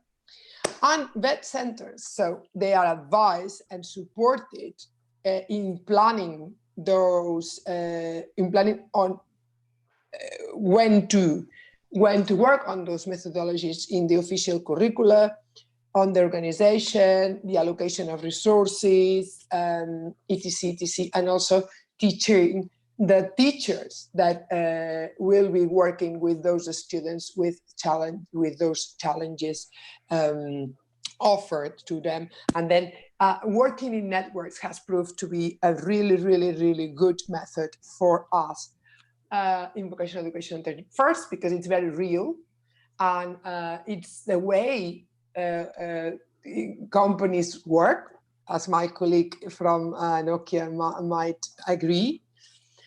We all work in teams, we all work with other people, and also because at work, you have to be flexible and adaptable all the time. So it's a way to show our students, especially those which are also involved in the well, here in Catalonia we call it the dual system, but in France it's called the apprenticeship system. So those who are working in companies as well as studying at our vocational training centers need a quick and fast response from us for their real situations, for what they are experiencing and learning at the companies, and especially in the last months. So through those networks, which gather together from time to time, every 1.5 months, every 2 months, and they also have an online part. They can work on the issues they need, right? So I also wanted, there isn't the last one, and also those networks work with companies and other institutions to help and generate models of cooperation with the vocational training centers and with us, the Regional Government of Education, in order to create those learning methods. So those learning methods come from the business side, then we give answers to them, come from the latest active, let's say the latest innovations in education, and from the official qualifications that are decided by the central government and adopted by the regional government. I think that's all from us. So if you have any questions on what we do, I'll be happy to answer them later. Okay, thank you. Thank you very much, Maya, for this presentation. I saw already one question that's coming in the chat, so there will be probably others from the other participants. Do you think that simulated situations, so with no real impact on the students, can fully train to behave in real situations? So I don't know who want to answer that first. Can you repeat that again? I didn't hear you properly. So do you think that simulated situations that have no real impact on the students can fully train to behave in real situations? Of course, yeah, they are essential to that. And now, for example, from the pandemic, I was reading one experience from a vocational training center. Marketing students were working with the shops in the small town, right, to help them develop a new marketing plan when they had to reopen. So it was a real situation for the students in a VUCA context.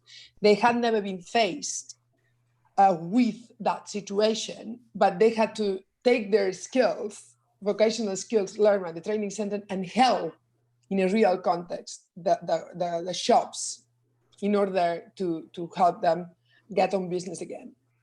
I think that's the best example on how our students and our training centers give solutions to the real world in a VUCA situation. Thank you, Maya. And Roselyne, do you have a... Yes, yeah, I totally, yeah, just to say that I totally agree with that and with Maria. In an example for you, at the University of South Brittany, we have a training course in cyber defense, and which through a very high level system, it places students in real decision-making conditions and in crisis contexts with very strong pressure. And of course, this sort of real and virtual experience is perfectly interesting and necessary to identify, live this competence. Robin, do you have a reaction on this question? Sorry, no, I don't. Okay, thank you. Robin, maybe is VUCA a word that you use? So maybe not on a daily basis, but in your work at Nokia, is it something that exists in a company, the notion of VUCality? Well, as I mentioned when I was introducing myself, it wasn't a term that I was familiar with even a few years ago, and I have, since questioned some of my colleagues. And yes, for some people it was a familiar term, but people maybe more in like strategy and marketing and change management and project management wasn't something that when I was in HR, when I did that video, that I had been familiar with. I've also kind of surveyed some friends and colleagues, former colleagues who are in other companies now, and yeah, it doesn't seem to be a really common term, but yeah, a couple of one of my friends at Cisco, who's in training at Cisco, she certainly knew it in the training world. and another friend who was the former head of organizational development for the BBC. Yes, of course, he knew it, but yeah, I mean, it seems to be kind of an academic term, and I know, I looked it up online and I saw a lot of stuff about it from the Harvard Business Review and Forbes and whatever. So, but yeah, I don't think it's a really common term at Nokia. I also looked it up on our social media platform, and I did see that it comes up in some different conversations, but it seems to be largely, those conversations were largely in China, from colleagues in China and in India, and people also, working in strategy and change management and things. Okay, and so belonging to Nokia brings you some VUCA wisdom. So, do you have any advice for the young people who are with us, to help them in the? Well, I mean, I think this is a really hard time. This is a really hard time for people going out on the job market. I guess people, your students who are graduating now, who've done this program, will all be out on the job market. And yeah, it's a VUCA time, and I think a lot of companies are, dealing with this, with the VUCA. I don't know, the VUCA world. So yeah, I think for students, I think it's important to take care of themselves. You got to take care of yourself in this crazy time. And I like the whole mindfulness thing. I had seen the little video also interviewing somebody who was teaching mindfulness in leadership and decision making and stuff. I thought that was a really great idea. I think, people have to stay curious and keep learning. And I know, both Maria and Rosalind were, talking about lifelong learning and so forth.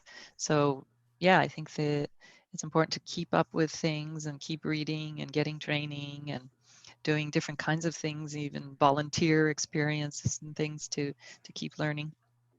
Nurturing. That's interesting because you talked about keep learning, keep training, but so maybe to Rosalind, what kind of activities and how can we ensure that the students are trained and so first become aware of these skills of the decision skills and how to make sure that they are trained for that. I can give you an example. We have a very high rate of students who have students' jobs and or who are really strongly invested in associations, for example, in which VUCA is implemented, and the university must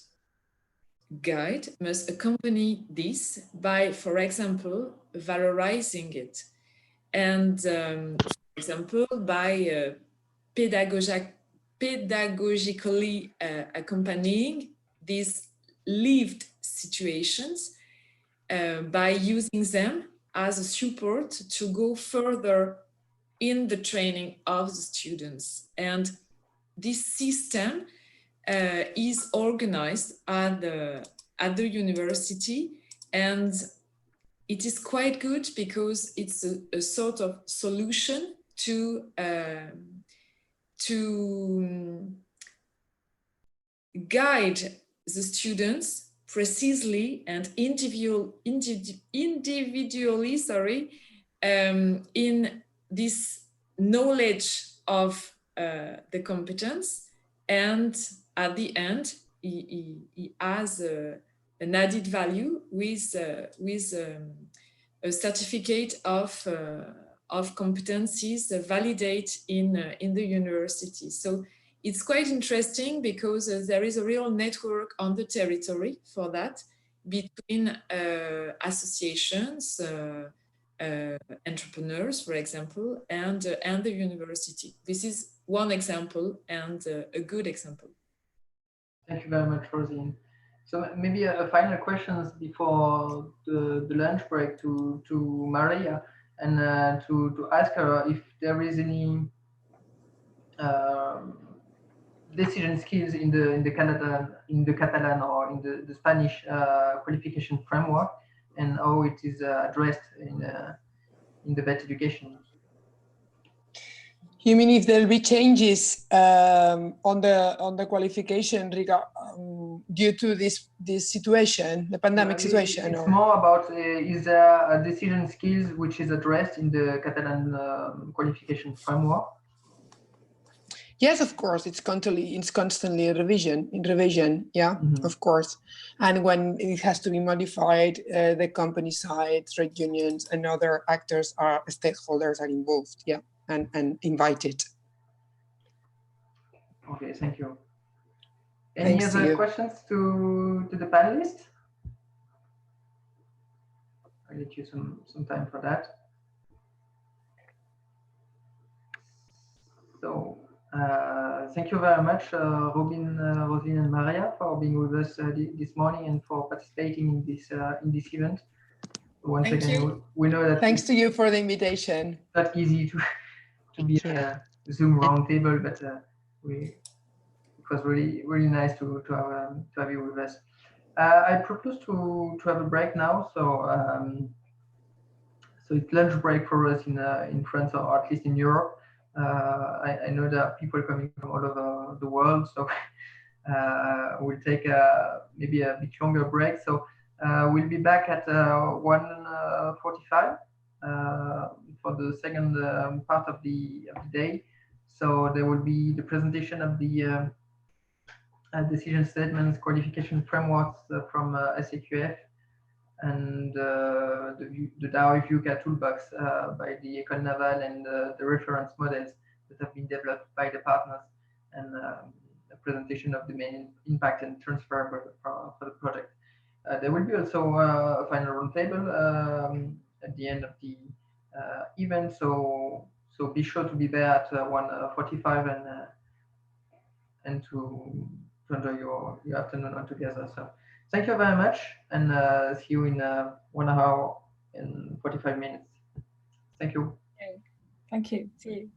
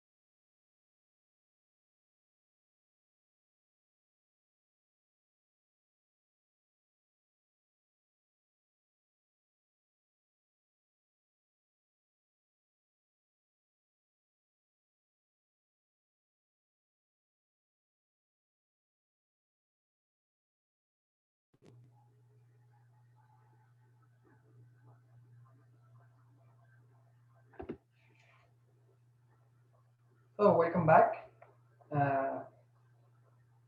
We'll wait a few minutes before starting again.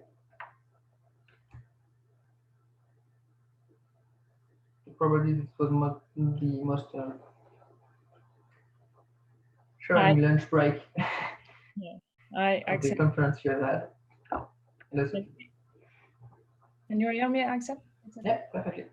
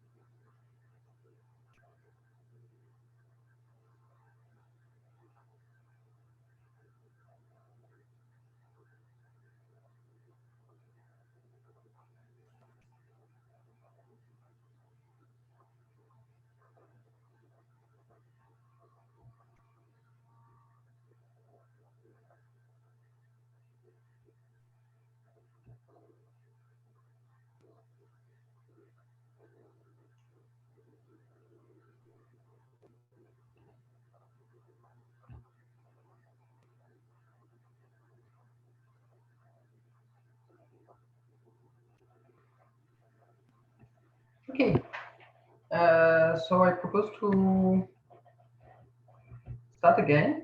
I hope that the break was good. Are you home? Sorry for that. But we have to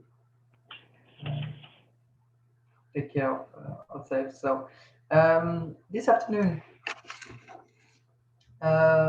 we'll go maybe more in depth about the decision skills that have been produced by the project and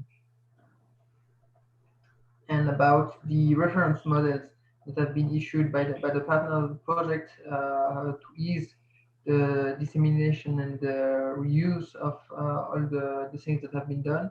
We'll also propose a presentation of the VUCA toolbox that have been developed, so the pedagogical content and tools for teaching and learning purpose. I will not go further on that, and I will let the floor to Sheila June from the Scottish Credit and Qualification Framework to present first to present herself, and then to present the work that have been done within the project and piloted by the SAQF. So Sheila, it's up to you. Okay, thank you, Axel. I'll just share my screen.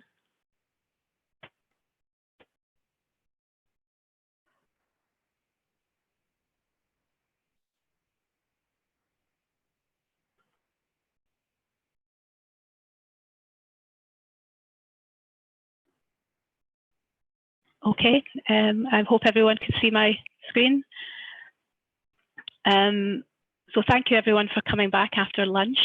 My name is Sheila Dunn and I'm Head of Quality and International Development at the Scottish Credit and Qualifications Framework Partnership. And the partnership is the organisation that oversees and manages the SCQF, the National Qualification Framework in Scotland. This afternoon, I'm just going to talk very briefly about the work that we carried out in conjunction with City of Glasgow College in the project relating to national qualification frameworks.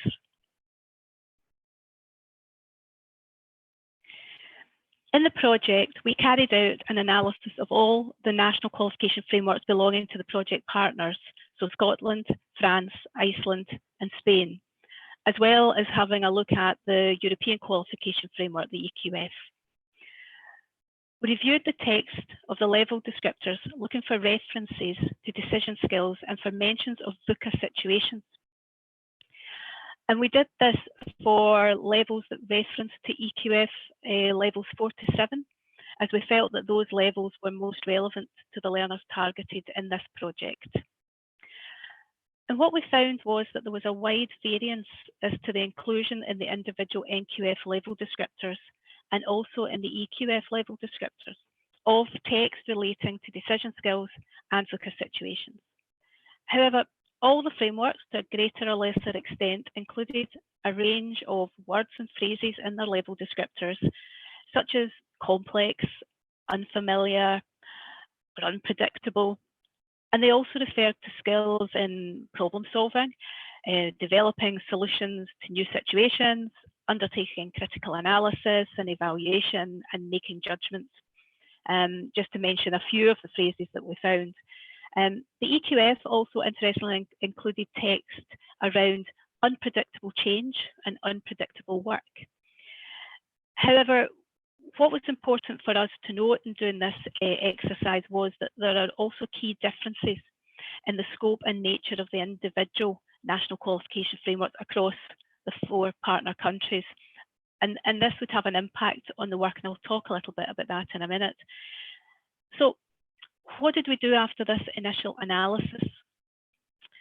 Well, the analysis showed that the Scottish framework level descriptors already had quite a lot of reference to both decision skills and also to VUCA situations.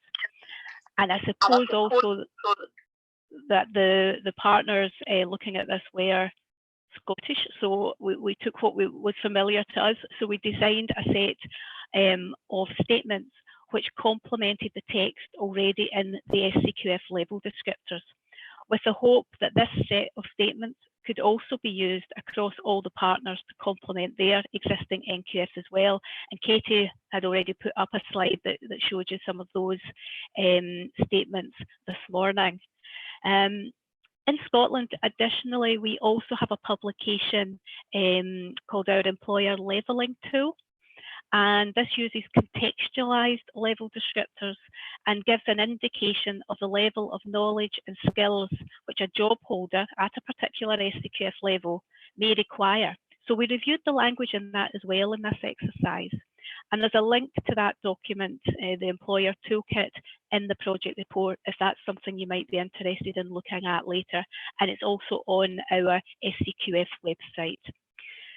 The statements which were developed with SCQF levels attached, but also peer reviewed by colleagues in Scotland, so that we had an outside verified view of the levels indicated for those statements. However, as I mentioned just before there, relating these statements to the other partner countries' NQFs was not quite so easy as we had first thought, though. As the SCQF set didn't sit together well with all of the other NQFs due to the different language used and the amount of text relating to decision skills and VUCA situations which were already included in each NQF, and there was quite a variance in that. And this resulted in some gaps and in some cases overlap and slightly differences in language. So in addition to that, there was also the additional issue that the SCQF has 12 levels, and this meant that it resulted in quite a lot of statements at the points where the 2 levels in SCQF merged to 1 level of the EQF. So that brought a lot of text, as you'll see on the slides, for some of the levels, and it was felt that it was quite confusing for use with other NQFs. And all of this detailed analysis can be seen in the O2 report of the project, with links to all the different frameworks for those of you that might want to look at if you're from one of the project countries, look at your own framework, or for anyone else that's interested. As a result of all of this, the project team took the decision to develop the D-skill set of statements that everybody's been talking about today, which is a more generic set based on broad abilities, which can be adjusted depending on the anticipated level of the target audience. It was felt that this set would be able to be used across boundaries and be of more use to partners and other countries, with the potential for that future development of statements that can be aligned to individual NQFs and indeed potentially mapped across to the EQF itself. So where do we think we can go with this moving forward in Scotland and potentially in the partner countries and beyond? I think we all recognise that the world situation has changed dramatically since this initial work was carried out in the project. And it's now obvious that reskilling and upskilling will become key in economic recovery and the development of resilient teams. Moving forward, it's recognised that decision skills will become ever more important in these uncertain times. Education providers will also be examining their offer and are likely to be considering designing, developing and providing new short dynamic courses or qualifications to help people to develop their skills and in some cases help them back to employment or to even change careers. They may well also be looking to assist employers in providing professional development for their workforces to help them adapt to altered working practices and in some cases to new business priorities. So what next for the work of this project relating to NQF? In Scotland, the SCQF aligned statements could be used by curriculum development teams as additional amplification when designing qualifications and allocating SCQF levels and credit and including the qualifications onto the SCQF. And in this way, giving learners recognition and credit for these skills. It's also hoped that that set of statements together with the 7D skill statements will feed into the current discussions on development and inclusion of meta skills in learning programmes and qualifications in Scotland, which is ongoing. There's also the potential that other partner countries and also other countries outside the project will be able to take the 7D skill statements and use them in the design of qualifications, but also carry out a similar piece of work to the work in the project to develop a set of complementary statements aligned to their respective NQFs, which would aid the national recognition of these skills for learners in their own countries. And there also may be the potential, as I mentioned, to have discussions at a European level about the relationship of the 7D skill statements to the EQF level descriptors in the future, so that comparisons can be made across EU member states of these skills. And I'll finish there and I can take questions. My contact details are on the screen if anybody does want to get in touch after today to discuss any of the issues. Thank you. Thank you very much, Sheila, for this presentation. I'm sure that there will be some questions for you regarding this presentation, and especially the link between the national frameworks and the European one. So we'll let people some time to write in the chat or in the question and answer sections. But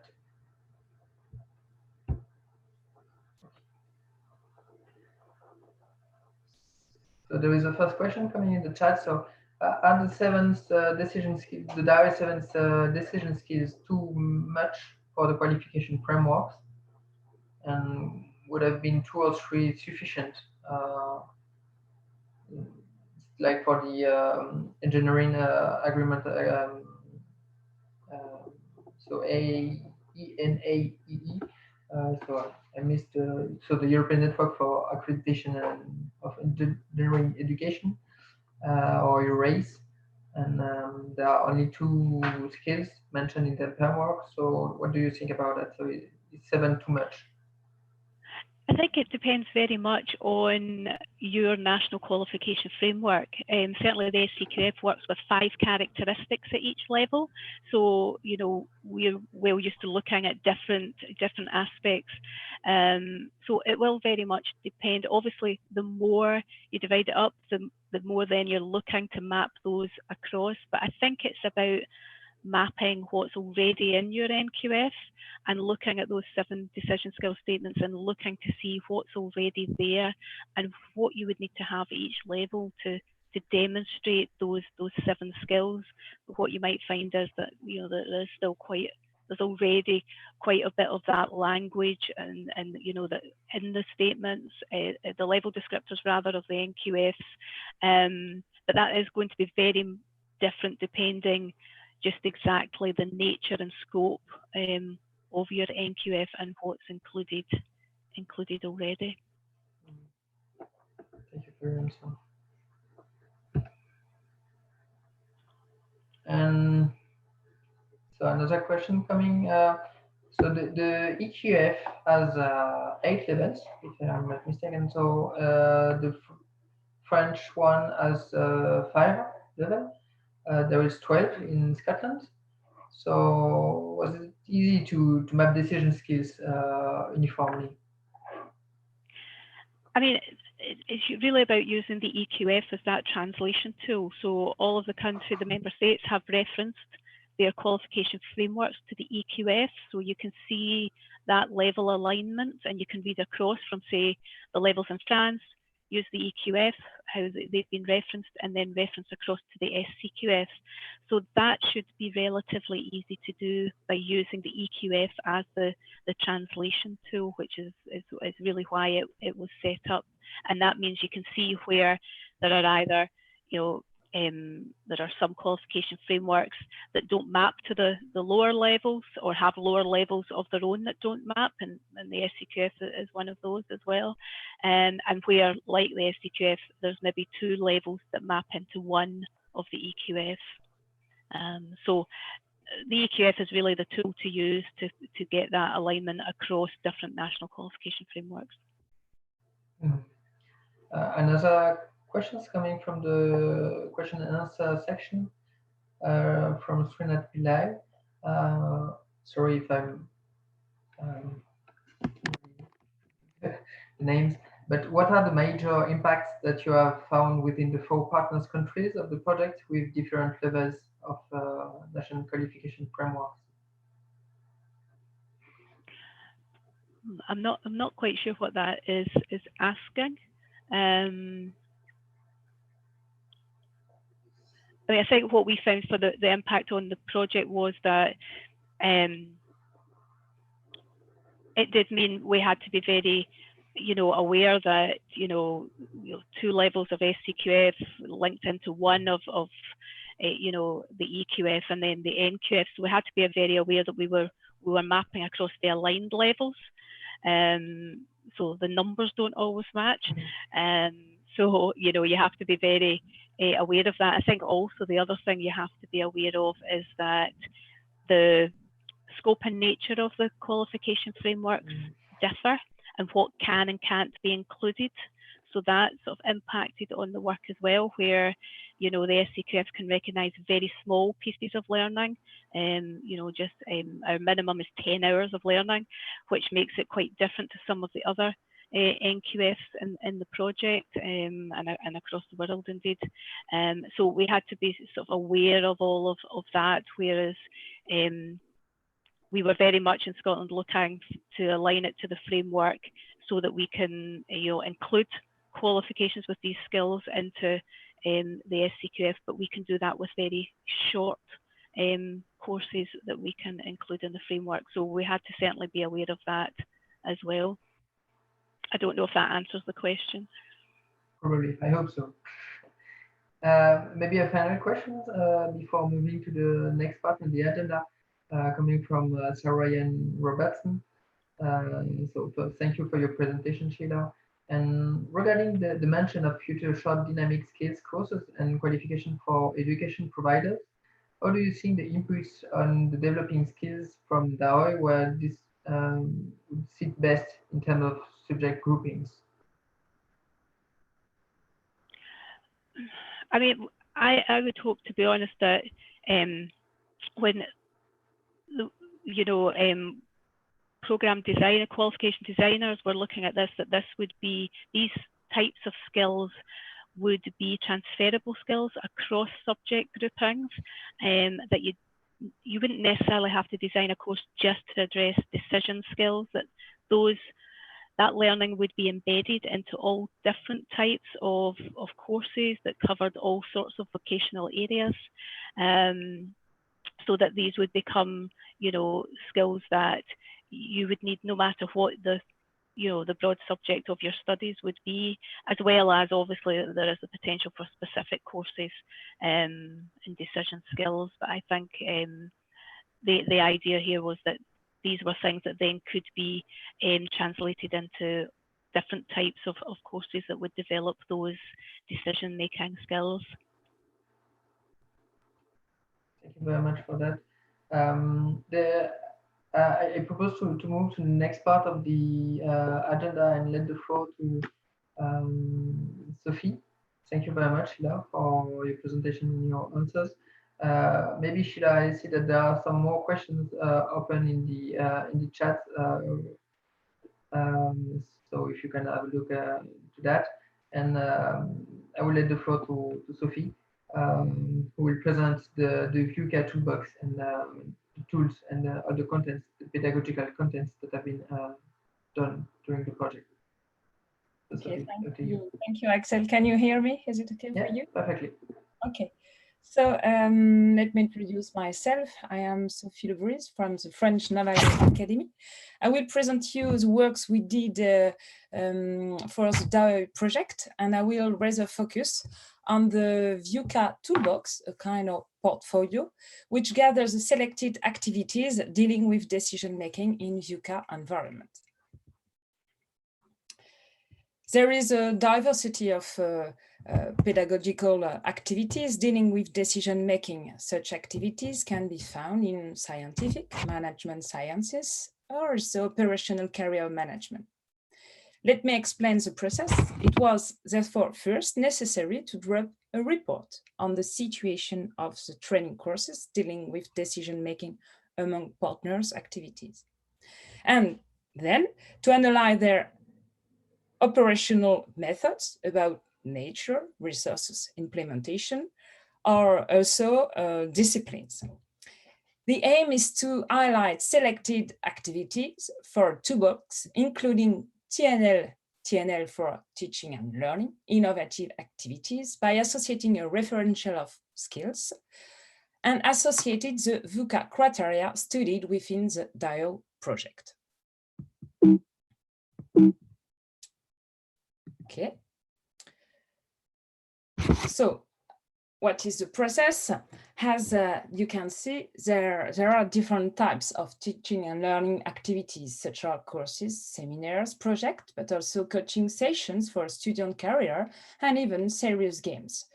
They are from different natures. Their duration can last from 2-hour session or 2 or 4 day seminar, or even we have extended over 6 months on the theme of decision-making sessions. Individual or collective activities are also a key variable. Decision-making process integrate these elements into the final portfolio, and they must be taken into account. So out of 29 activities, we selected 15 activities. Okay, what about the methodology? Each DAhoy project partner was asked to establish a list of activities that address decision-making issues in any form, courses, practical workshop, or projects. The work was carried out in year 1. So in year 1, project partners experimented activities that might be interesting for students on the theme of decision-making in VUCA environment. These activities were tested by DAhoy project partners and then proposed to the students of the project's partner. Thus, from sessions organized by City Glasgow College, EMTA, and the French Naval Academy, some activities were organized and consolidated and used as a pedagogical basis with feedback for the TNL activities. These experiential activities conducted with managers made it possible to identify associated skills, in particular expected day skills, but also the constraints and the identified limits. Then, based on this work of listing activity dealing with decision-making issues, we wanted in year 2 to propose a list of activities, the most representative in VUCA environment, or the most suitable to develop these skills for students. So the aim is to associate to each activity a level from low to high for each of the 4 VUCA criteria and to highlight the skills level associated with the activity. Here is a sum up of the process we followed. And then, about the methodology, here is the criteria of selection and the specification of details for each activity. So we indicated for each activity the operational and specific objectives about decision-making, of course, but also the description of pedagogical modalities, the way to implement these activities, the resource required to do this, and also details, we noticed details about the audience from bachelor, master, PhD students, or also vocational training. We noticed the training agenda, the assessment mode, and gave practical details such as location, duration, number of participants, and also references if needed. Let me show you and refresh your mind about the definition of the 4 VUCA criteria. So for volatility, we consider that is a state or situation liable to change rapidly. Uncertainty constitutes a state of limited knowledge where it's difficult to predict a future outcome. Complexity is a state of having many parts, multi-variables, being difficult to understand or find the answers to. And the ambiguity is a quality of being open to more than one interpretation and inexactness, more than one possible meaning or thought.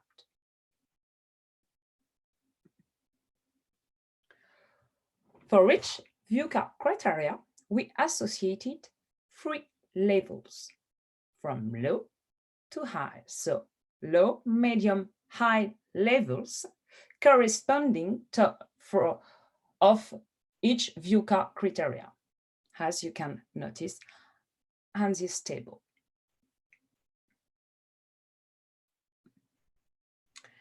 And for each activity in the toolbox, you will find the level of VUCA criteria. Here is an example.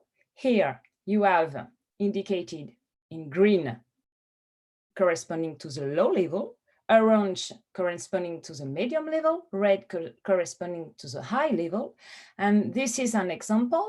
Here you have for the volatility criteria a low level of volatility, a medium level for complexity and ambiguity, and a high level for uncertainty.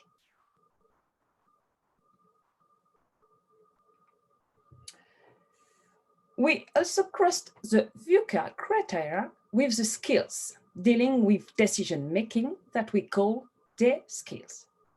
We identify 7 D skills that you can see here. So D1, recognize and qualify a VUCA situation. D2, analyze the situation. D3, make a judgment. D4, face complexity. D5, organize and implement actions. D6, take a responsibility of a decision-making process. D7, learn from experience.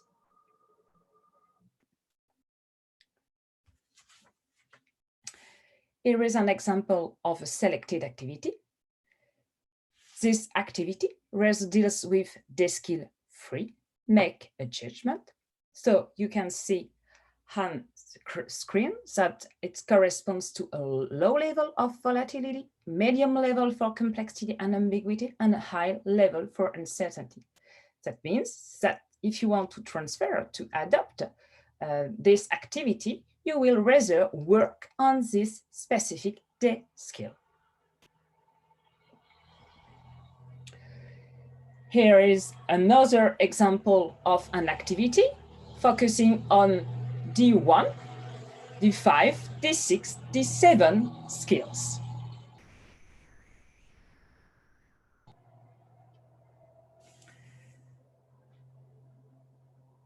For each of the activity, we notice the D skill corresponding to the activity. So you have a matrix grid corresponding to D skill and activities among partners' propositions. So if you want to have a look and discover the toolbox, our portfolio with capsules with the 15 activities, you can find it online. you can have here, you have here 3 examples from City Glasgow College, French Naval Academy, and EMTA, where you can discover the day skills which are associated with the activity. You notice that depending on the activity, you develop a certain skill. And if you have any kind of question at the end of each sheet of each activity description, you will have the contact and the person that you can directly contact if you have if you want to have more details about each activity. So if you have any question in direct, I can answer. I am here and available for that. Thank you for your attention. Thank you very much, Sophie, for this presentation. And so the floor is now open for the questions. As you can see, we'll try to make each document as clear as possible for people to be able to reuse that. And, so we hope that it will be understandable from the outside of the project. I don't know if there are some questions coming from the other participants. They can take their time, of course, to discover this toolbox. No problem. Anyway, so the toolbox is available on the project website. So yeah. So questions coming from the chat. So is there already some partners that have tested the transferability of some of these activities? So is there some activities that have been proposed by one partner and tested by another one, at least within the project? Not now, by the way, but this day is an opportunity to make you discover our selected activities, and it's possible, of course. That's why we noticed the person responsible for each activity, because after this day, it's possible to interact and to think about developing your own activity in any kind of institution, of course. Thank you. So as I don't see more questions coming, so but maybe anyway, so you can ask Sophie directly in the chat or in the question and answer section, and she will answer it by writing. But I will move to Tordo Vikindo from the Reykjavik University, and thank you, Sophie. And it will present you the 6 reference models that have been issued by the partners in order to ensure the transferability. The perfect transition, what Sophie just said, from the content of the project. So Tordo, up to you. Thank you. Can you hear me? Yeah, perfectly well. Okay, so I'm really happy to be here, guys. Even though in this mode. But my name is Tordo Vikindo. I come from Reykjavik University, and I'm going to speak about the 6 reference models, which is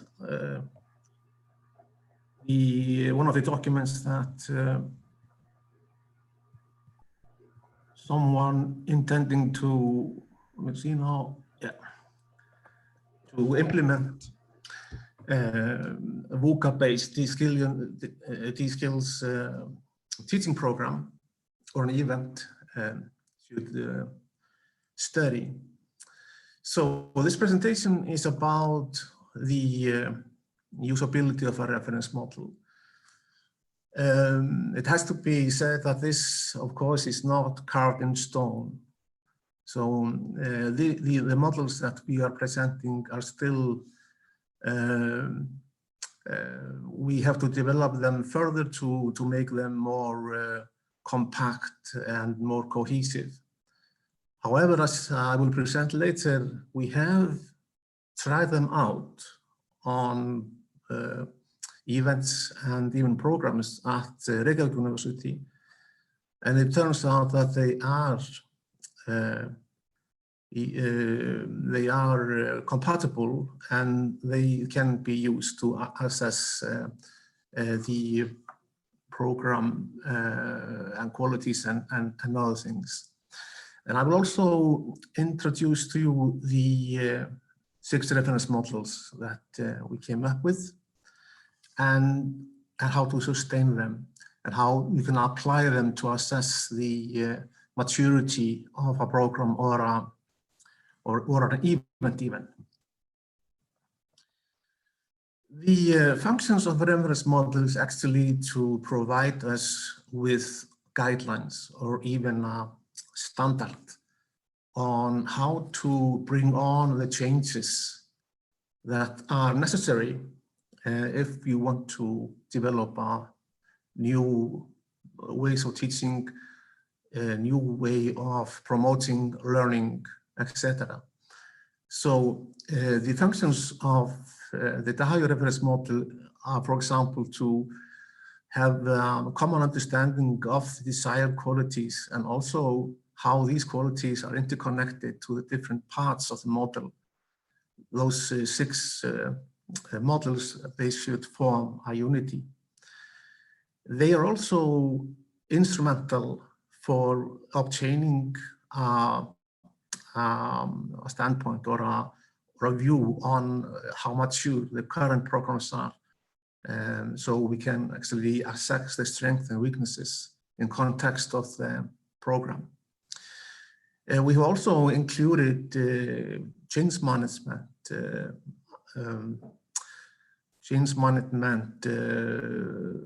Well, we want to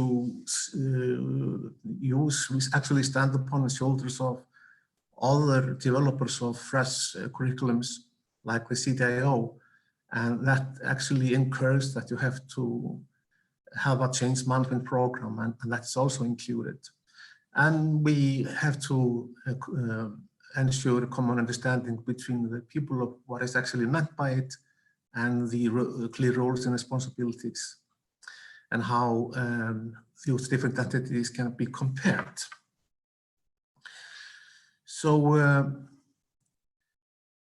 we have to bear in mind that these models, they were written by 5 institutes. They are all of those institutes are quite different in many ways, and the teams that wrote the individual parts of the models, they're also different in many ways, have different educational backgrounds and even different ideas. So it's important that to bring on a uniform approach. We followed a writing model, which is based upon the ways that we write an ISO standard and also how to write and arrange a curriculum within the CDAO movement. So all the models should include introduction and also a clear goal statement. The stakeholders, both the definition and the roles within the model should be defined, and then a clear description of what should be expected as a functionality of the particular reference model, then the rationale, and not the least, how the particular reference model is linked to other reference models to form the uniform approach. The 6 reference models in the DAhoy program, this is the platform that an educational institute can study and take lessons from to implement a curriculum or a teaching program in the VUCA world, so to speak. We came up with the 6 models, and the first is the context. The context was actually written by Reykjavík University, And it describes the mission and strategies and the tactical approach and the change management approach necessary to ensure or at least increase the possibilities of successful implementation. Then we have the reference model number 2, the learning outcomes. The learning outcomes were written by the Scottish Credit and Qualification Framework. And then we have the set of 7 decision skills that should be incurred in a VUCA-based program. And they have been aligned to the National Qualification Framework, as Sheila spoke about, actually. The reference model 3, the learning experiences, is what was written by École Navale. And this reference model relates to the decision-making processes and how they are based upon the 3 fundaments of the decision skills, the math, then the social and the career fundaments, and how they are linked together and how they should be developed and linked to the conceptual topics.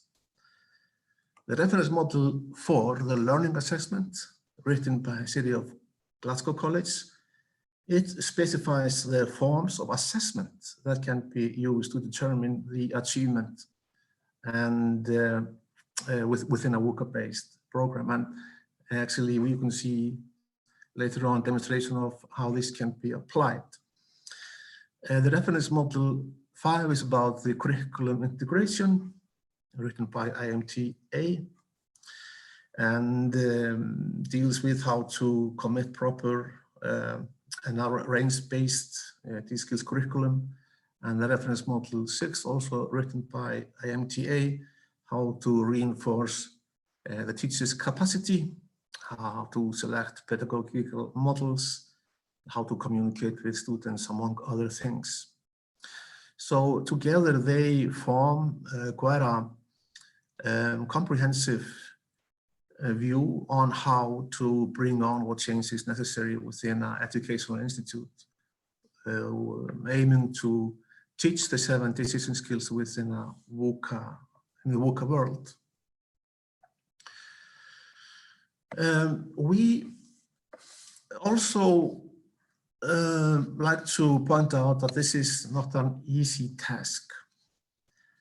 This to bring on a fresh curriculum is actually a change management program, and we would like to recommend that a particular way of doing this. And our recommendation is based upon the experience of Copenhagen University that introduced a CDAO curriculum within an engineering school within that university. And our selection is the Leavitt's Diamond. Originally, the Leavitt's Diamond handles with technology, task, structure, and people. And in our model, we replaced that by decision skills, business and career, the institutes that are involved, and the teachers and students, and of course a leader. So there is actually in the reference model also a change management model.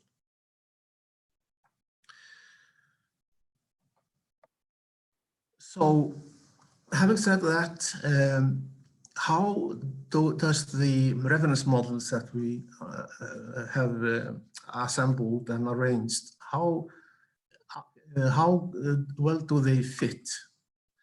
So at the Reykjavík University, we've actually tested and to see if they can be applied to demonstrate the state of the art for the both events and a teaching program. So we took the elements that have already been introduced by other members of the group, and we assessed an event that you might have heard of in previous presentations called the disaster days.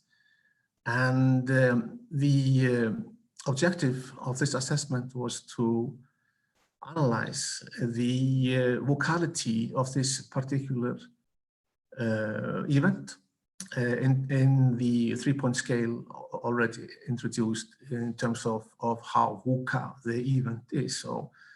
So these are the results of this assessment, and you can actually see where we are, well, strong in terms of VUCA and where we can improve. We also assembled our panel to assess the first year program of the engineering school that I am part of. And you can see how well the program itself are aligned to the reference models. And the semantics, there is actually a 5-level rubric used, and the semantics you can see to the right. So our conclusion is that the reference models should be developed further, but are pretty useful in the current state. So this was my presentation of the 6 reference models. Thank you so much for your attention, and I'm happy to answer any questions you have. Thank you very much, Tordo, for this presentation and for presenting the reference model and saying words about the maturity models of the project, which are also something important for us in order to ensure the sustainability and the diffusion of the project outcomes. So yes, there is already one question for you in the question and answer section proposed by Horacio Ori. You propose 6 reference models. Do we need a 7th model? If yes, which one would you propose? Very good question. I would say that, as I previously mentioned, that this is well usable in current form.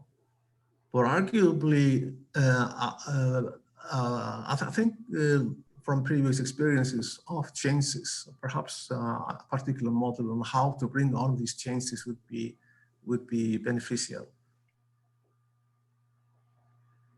Okay, thank you. Is there any other questions for Tordo?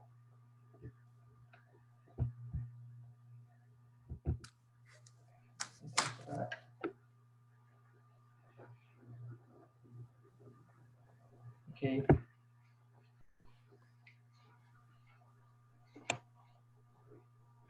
I don't see more questions coming. So once again, if you have some questions, you can use the chat or the question and answer section to ask questions, and Tordo will be able to write you in to answer that. So thank you very much, Tordo. And I will move to Luis and Liliane. So first, Luis, about the main impacts and transferables of the project. It's really linked to what we just heard, and to see that there have been already some impacts, and there are some elements that could be transferred and that have been transferred. So Luis, please, up to you.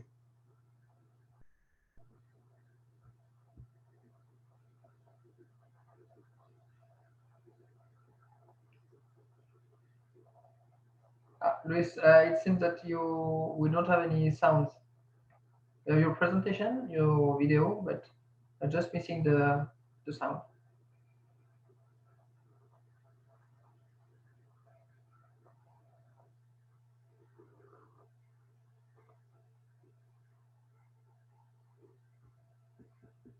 So we see that you mute your mic now.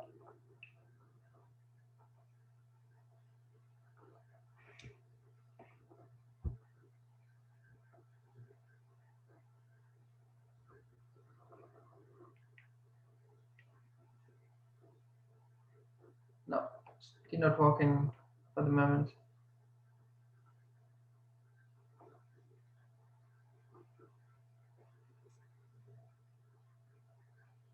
So is maybe you can start with the presentation of Lilian and come back to you just a bit later if you manage to fix your audio problem, or we can have the video presentation that we recorded last week.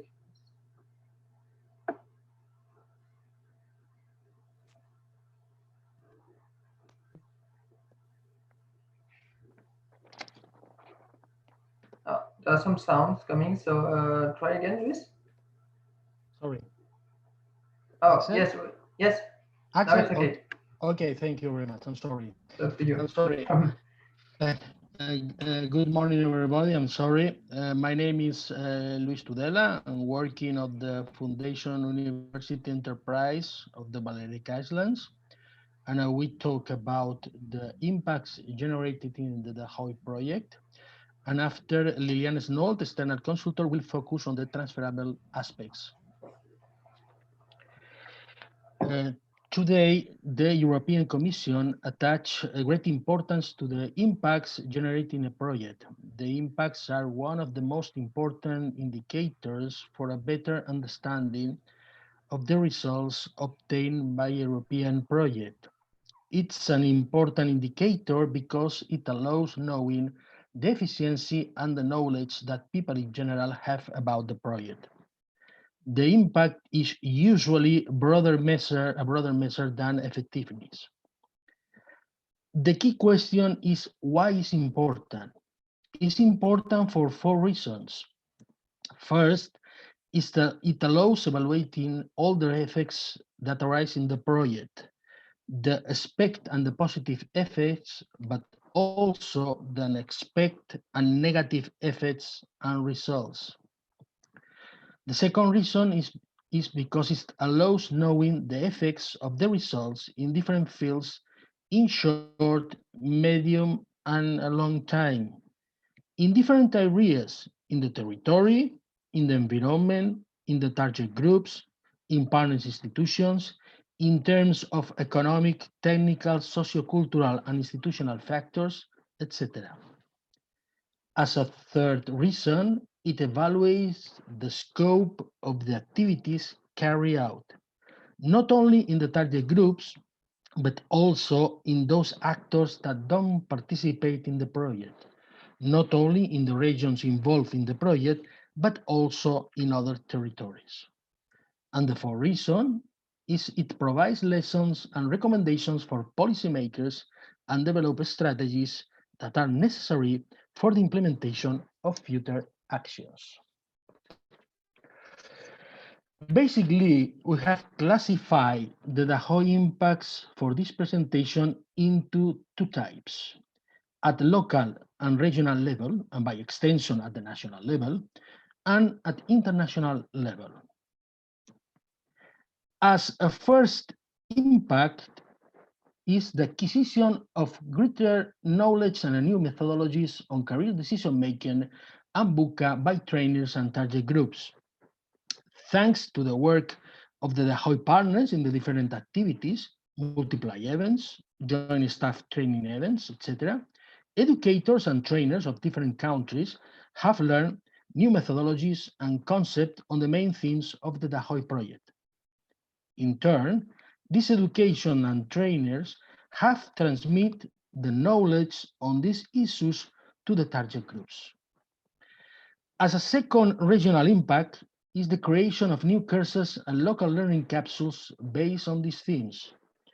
DAhoy has also fostered the generation of new local active courses based on the VUCA principle and the creation of learning capsules on appropriate career decision-making, for example, situation of failure or how to read appropriately to adverse circumstances. And the third regional impact is the integrating career decision-making into college engineering programs. There are already partners like the University of Reykjavik that have included the concept of the career decision-making in their engineering programs. DAhoy has supposed that more than 1,500 regional and local people, including teachers, trainers, students, and entrepreneurs, have directly received teaching and learning and dissemination through different activities. For example, workshops and seminars, training capsules, 59 students attend the one with DAhoy training activities from Institute Main Telecom's Atlantic, Reykjavik University, City of Glasgow College, or Cornwall. Or for example, joint staff training events. 15% of the staff partners have participated in it. DAhoy has also spread to the European and international level, generating significant impacts as a result of its activities. What kind of international impacts? As a first international impacts, writing quality articles and book chapters on career decision-making and diverse situations generated by COVID-19 in international forums. The partners have presented numerous publications around the world on these DAhoy topics: career decision-making and this adverse situation generated by COVID-19 in the social, labor, and educational levels. As indicated on the map on the right, 15 publications have been presented in countries such as Japan, France, Spain, South Africa, or Azores Islands of Portugal on 3 continents, in Europe, Asia, and Africa. As a second impact in the international level, the participation in the new Erasmus Plus application transferring VUCA experimental learning. This Erasmus Plus application is creating a significant impact at European level. It disseminates message on the VUCA subject to a large number of public and private institutions. Some communication channels have promoted an international diffusion of the DAhoy project. Social networks like Twitter and YouTube video, this is the access link, with aid creation on topics such as DAhoy project presentation and decision skills for higher education and vocational education and training programs have created a multiply effect.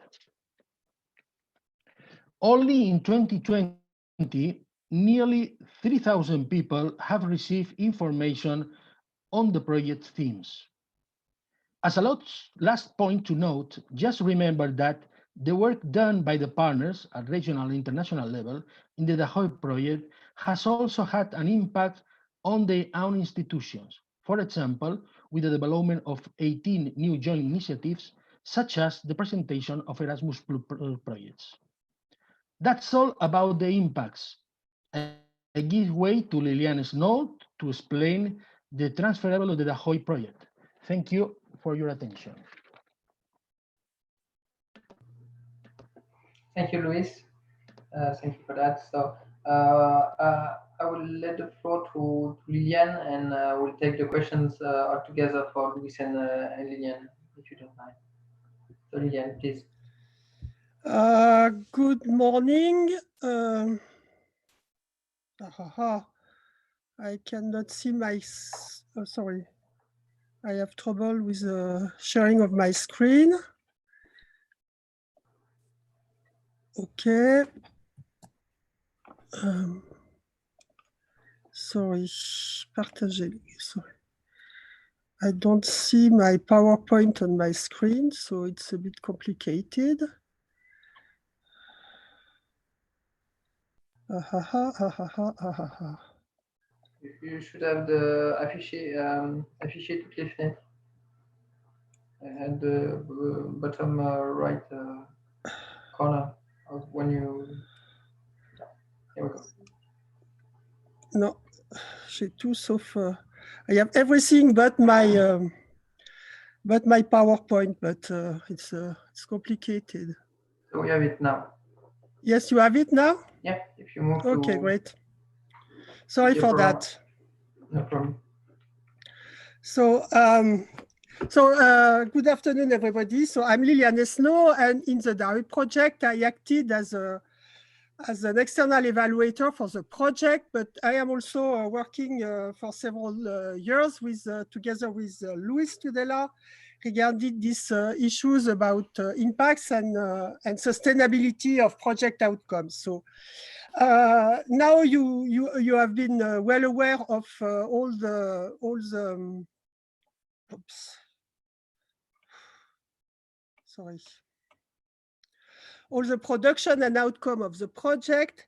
And if we are thinking about sustainability, the issue here is that the real actors of sustainability are not only the partners organization, but what is called in the project the target audiences, which are not only target, but which are real actors of the sustainability of the outcome. So I just give you a small table about the possibility that are open to start using and reappropriating the production of the DAhoy project in your own context.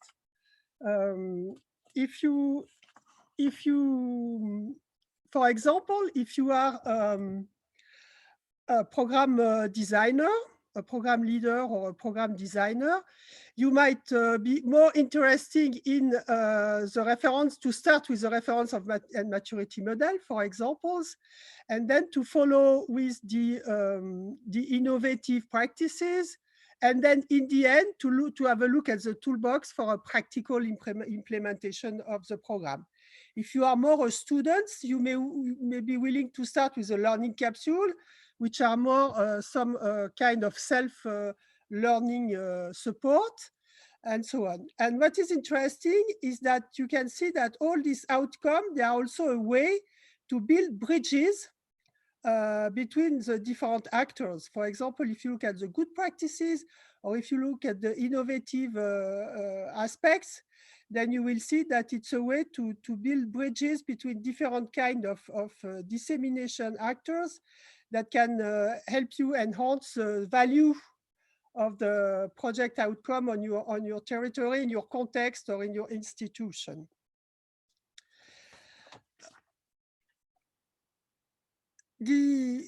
The idea of the project is that all the production and results are accessible. There is no property right on any of them. So you can find them under Creative Commons licenses from the project website. Here you have the DAhoy project website, www.dahoyproject.eu. And all these results will also be accessible on the Erasmus Plus platform for project valorization. That is a way where the Commission collects all the production of the different projects.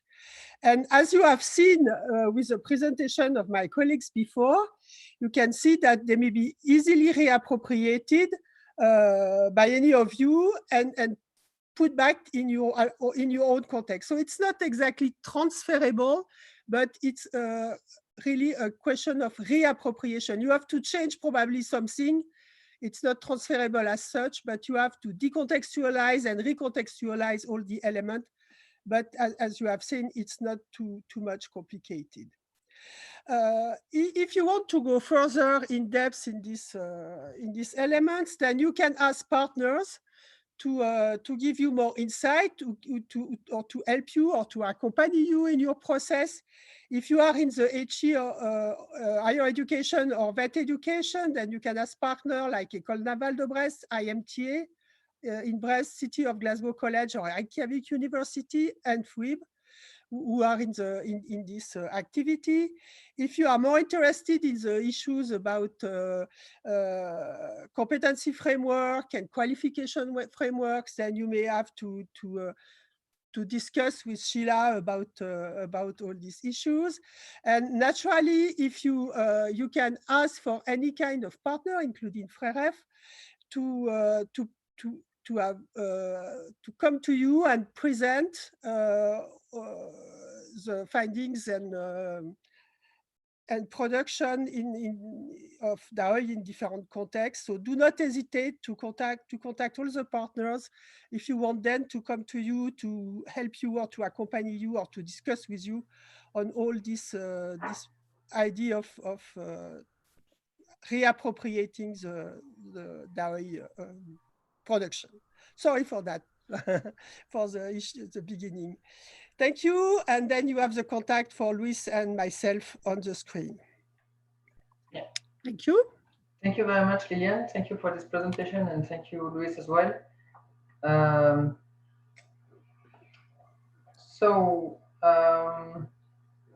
I tried to stop my screen, but no problem. So, is there any questions for Luis or Liliane? Okay. So we are just a little bit late, but we can take the time for one question. Maybe just one question for Luis, and then we'll move to a short break before the final roundtable. Luis, you talked about the impacts in general, but is there some impact generated at the level of partners institutions? Yeah, at the level. Sorry, one moment. My video. Do you hear me? No. Okay. Yeah. Do you hear me? We hear you, but we don't have the image. Yeah. Sorry. Okay. Yeah. But well, the third type to impact is the partner level. In the presentation, I explained the international and regional level, but the third important impact is the partner level. No. Usually, for the institutions, I have detected three principally. First, better visibility and at the regional and international level as a result of the activities carried out. This is the first the impact at the institutions and the person of the institution. Second, greater learning and quality of service provided to the target groups regarding the Ahoy topics.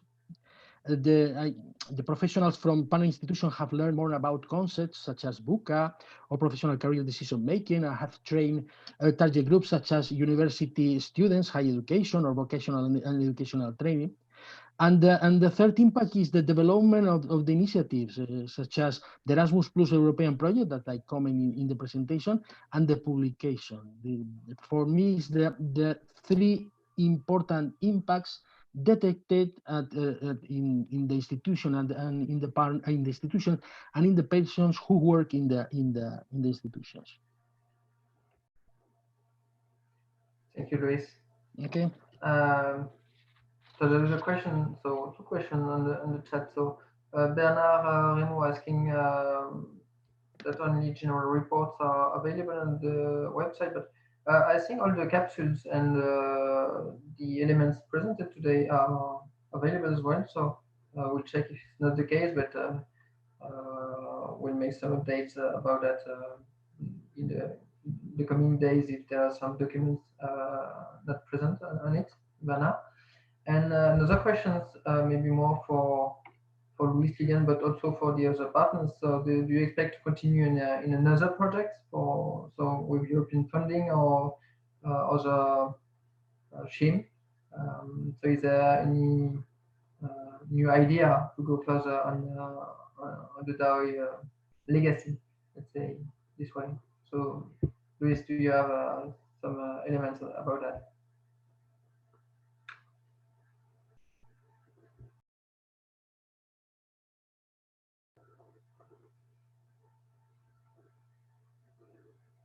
Luis?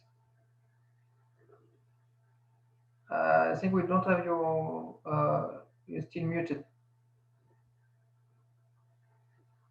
No, we don't hear you, Luis. You are still muted. Yes. Sorry, can you repeat this question, please? Because is there a DAhoy 2 project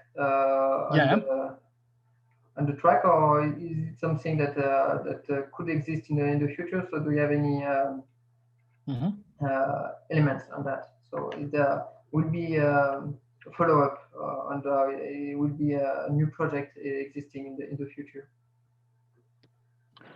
I think that it's possible to incorporate the different elements of the Erasmus Plus project, of the new initiative of Erasmus Plus project, because I think that there are possibilities, the possibilities to include these elements, no, not, but it's important to analyze exactly all the questions, analyze exactly all the aspects to finally to include into the possibility of the One Erasmus project. And maybe do you have any, so it's also a question in the question and answer section about potential new partners from the initial partnership, but so do you yes, yes, I think that with the new partners, there are possibilities to include more ideas and more concept into the Erasmus Plus project for the possible presentation of the European Commission. Thank you, Luis. Okay. So I propose to, if there is no more question on that, and I propose to have a short break and to be back in so something like yes, 3:15. So in 15 minutes, so a bit more, just to be there together for the next roundtable. So the idea would be to discuss this transferability and this issue of new curricula. So regarding the impacts of the DAhoy project, of course, but especially with the COVID-19 period, and what will be addressed at a more macro level with so Cecilia Well from the University of KwaZulu-Natal in South Africa, Bernard Remo, emeritus professor at the Nantes University, but former president of the European Network for Accreditation of Engineering Education, and Rossella Blindani from Formazione in Emilia-Romagna. So we just take this short break and see you in a moment. Thank you very much.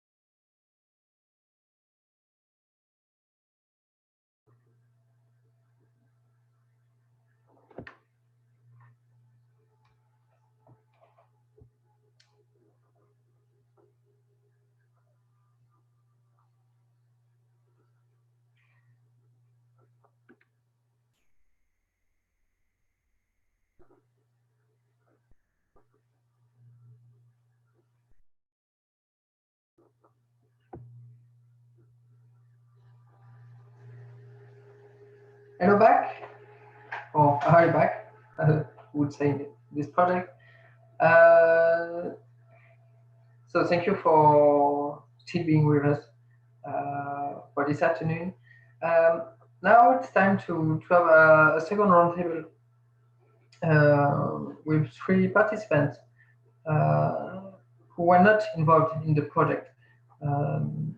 So as for the first one, the idea is really to have some feedbacks and to have inputs from people that were not involved in the consortium, to know a bit more what they feel about the project and how they think that the project could be transferred and used in other contexts. I would like to introduce you so to Rosella Brindani from TIS for Mazzone, Bernard Remo, former president of the ENAEE, and Cécile Gawel from the University of KwaZulu-Natal. As for the first one, we'll have the short introduction from the 3 of them, and we'll take the questions after that. I propose to start with you, Rosella. Is it okay? Yes, yes. So let me share the screen. Okay. Yeah, perfect. Perfect. So, first of all, hello to everybody. I'm Rosella Brindani, and I am responsible for the international department of TIS. In particular, I am a project developer and manager. Who we are? TIS is the business school of Confindustria Reggio Emilia, and Confindustria is an association of enterprises. We work at 3 levels, at local level, regional level, and national level. And our main aim is to train young and adults. So we offer courses, post-diploma and post-degree to our unemployed people, students, and continuous development to our enterprises. First of all, I really congratulate all the partners in the DAhoy project for the excellent results you have achieved. I have read all the 3 reports, I have read everything, and I have learned a lot. So really, thank you. Decisionship for VUCA capabilities through what you proposed, a cross-cutting approach to the curriculum, reflect a real need of the world that we are living in, and so also reflect the need to grasp this big change that we are going through. As said, the results you have achieved provide, in my opinion, a real shift from the uncontrollable VUCA toward a more manageable VUCA. Why? Because in my opinion, all the results, so all the skills, the skills you have identified, the guideline for the curriculum, improve the ability to provide solutions and responses to the world that is transforming. They contribute to develop capacity, in my opinion, for perspective thinking that allow a projection toward tomorrow. And another important contribute is that we learn reading mistakes. And in this big container of mistakes and information, we get used to take decision. So I really appreciate a lot all the work you have done. The situation we are living in Italy now, but I think it's a global situation in which business environment are evolving, and therefore our enterprises are open to a large number of possible future. And in this particular phase, post-COVID, I'd like to say post-COVID and not ongoing COVID, requires the ability to move among a situation of ongoing transformation, and so to accept the possibility of unexpected scenarios. So when it comes to education and curriculum design, I think that in order to shift from uncontrollable VUCA towards a more manageable VUCA, DAhoy resources are to be considered an international benchmark. Why I say this? Because first of all, as I wrote in my presentation, we should not try to reinvent the wheel in each project. You have achieved really very, very high quality results. So now it's time to valorize them. And in my opinion, the way to valorize what you have achieved is to build VUCA skills intelligence. What I mean? I mean to build feedback structures from skill research to education and training. Thank you, Rosetta. Thank you very much. So I propose that you can start to write your questions to Rosetta, but to have the presentation from Bernard now. Bernard Remo from the Rosella has to shut her screen. Yeah, I do.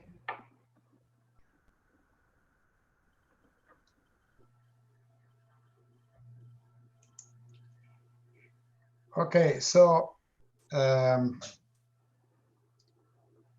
wait a second. Do you see my screen? Yes. For the moment, we see you. Excuse. I try to, let's say, where here? Where is I'm not? Do you don't see my screen? For the moment, we still have the camera. Yeah. Let's say. Maybe I have to get down. Why? Oh, sorry for that. It was working before. Wait a second. Okay.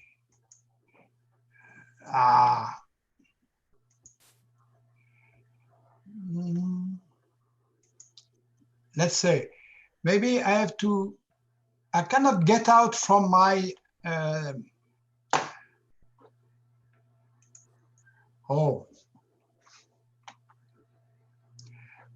So Siegfried is sharing the your presentation. So you can do your presentation with the screen of Siegfried if you want. No, but sorry, why I could not get out from, I cannot get the toolbar where I could share my screen.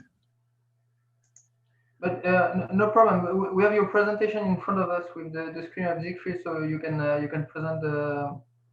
Okay, so you do it. So Siegfried will follow you. Sure of that. Okay. So, but I don't see anything. I've still. Oh, that's it.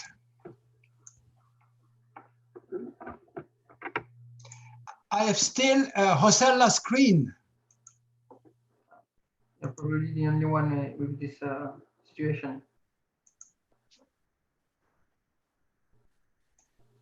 Okay, so what I cannot see what you show.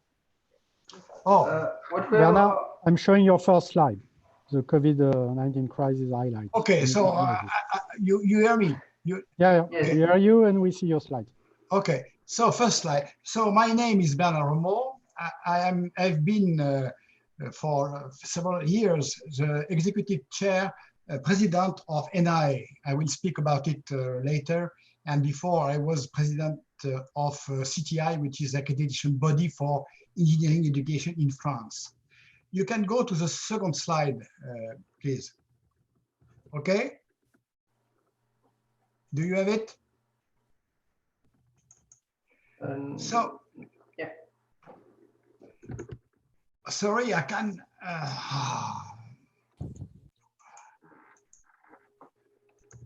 Okay, I cannot see it. So, NIA is a European network for accreditation of engineering education, and it has set a framework for engineering education in Europe, which is called eur-ace. And in this framework, I show you one or two of the learning outcomes which are expected from master degree graduates in engineering. They concern making judgment skills. Somewhat, it's a way to apply the general European qualification framework to engineering degree. So you'll see that it covers somewhat what you discuss in the Ahoy: ability to integrate knowledge under complexity, to formulate judgment, etc., etc., and ability to manage complex technical or professional activities. So when I was president of NIA, I supported the DAhoy project. Also, NIA was not has no capacity to be a member of this project, but we support it. Why? Because we discussed these learning outcomes in details, but we know from experience that first, in an international context, words may have different meaning. Even if you agree on the text, on framework, after that, it goes to every country, every culture, every educational national systems. And after that, you may have very different interpretation of that. So what we were supporting DAhoy because somewhat it implements, it gives a roadmap to go beyond the words and implement in reality all the, so that I think the risk of having diverging interpretation of standards with different cultural backgrounds is less. So we were very supportive. And as Rosella, we admire a lot the result of DAhoy. But I want to address maybe a point, because after that I work on different subjects, and I think we can I can put a kind of challenge to DAhoy, because the COVID-19 crisis provides us an extraordinary VUCA context there. And in fact, if you look at what has been done in the world, it's clear that the COVID-19 crisis illustrates the role of cognitive biases in decision making. I'll give a few examples of sentences which are well known. COVID-19 is no more than the usual winter flu. Don't worry, it will not happen here. This has been really been said by government and so on. These statements and the decisions which we have followed that are typical results of well-known cognitive biases. So respectively, the first one is normalcy biases. You mean that you still to stand to what you know, to what you experience, and you have very lot of difficulties to go beyond that. And the second one is a well-known to affinity or anti-affinity bias. It means that if you have several opinions which are given to you, you really prefer that those who are coming from people you know, people who are friends and so on. These kind of things, so that somewhat in a VUCA context, you may have a well-defined and clever and process to deal with that. You have to be aware that this could be misled by cognitive biases. Second slide, please. Can you go to the other slide? Yeah, the other slide. Nobel Prize 2002. Cognitive biases are systematic patterns of deviation from rationality in judgment, which are specific to the human brain. This has been well studied in psychological science, but in economy, whatever. And it has been, you have to understand that this is not purely negative, because these cognitive biases are sometimes shortcuts for individuals to react in case of danger. So it's based on more on emotion than on rationality. So usually cognitive biases may have side effects which are dangerous for decision-making process. So for example, what I could say for the DAhoy project, I looked in details, like Rosella, about the comprehensive reports we have written there, and I never found words or concept of cognitive bias or what of equivalent. They are there. You mentioned many times the way to treat this, but somewhat the concept is not well apparent, is not in the documentation. And somewhat behind this, someone you may or we may think that when you are a group is there to compensate individual biases. But it has been shown by many works that crowd technique is not, which averages opinion, is not enough to compensate individual cognitive biases. So when I read what you've written about the D3 and D7 skills, I think they are somewhat concerned with the concept of cognitive bias in the decision-making loop or learning outcomes. So if you look at the literature, you find a long list of potential cognitive bias. But somewhat, I have said that the most important for DAhoy and VUCA processes is biases which are specific to groups versus biases at the individual level. So I would be interested in the experience we have done with students. If you have dealt with that, saying that if you have individuals working together, it may happen a collective bias. And there are in the history well-known decisions of this kind, where a group of people which are very clever and well trained may take very, very wrong decisions due to some group biases.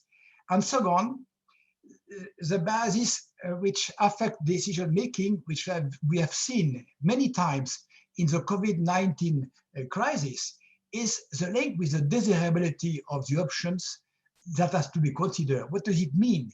It means that when you're looking at different scenarios,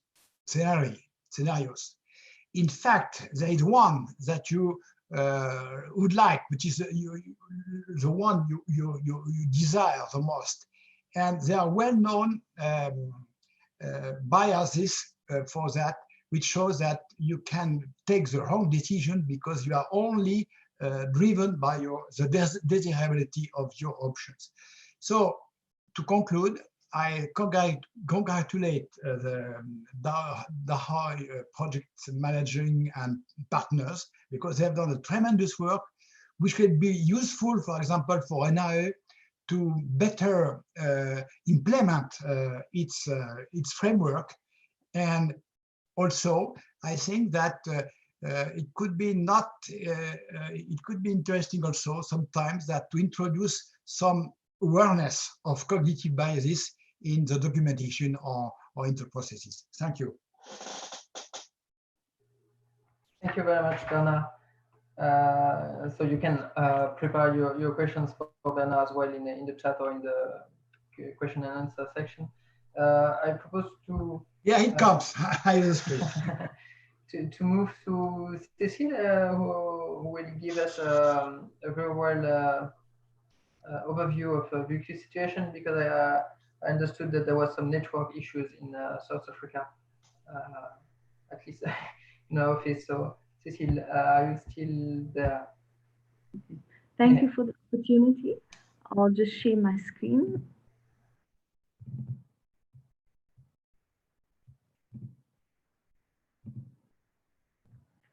Okay, so good afternoon. I'm an academic based in a business school in Durban, South Africa, and my main areas of interest are leadership and organizational behavior.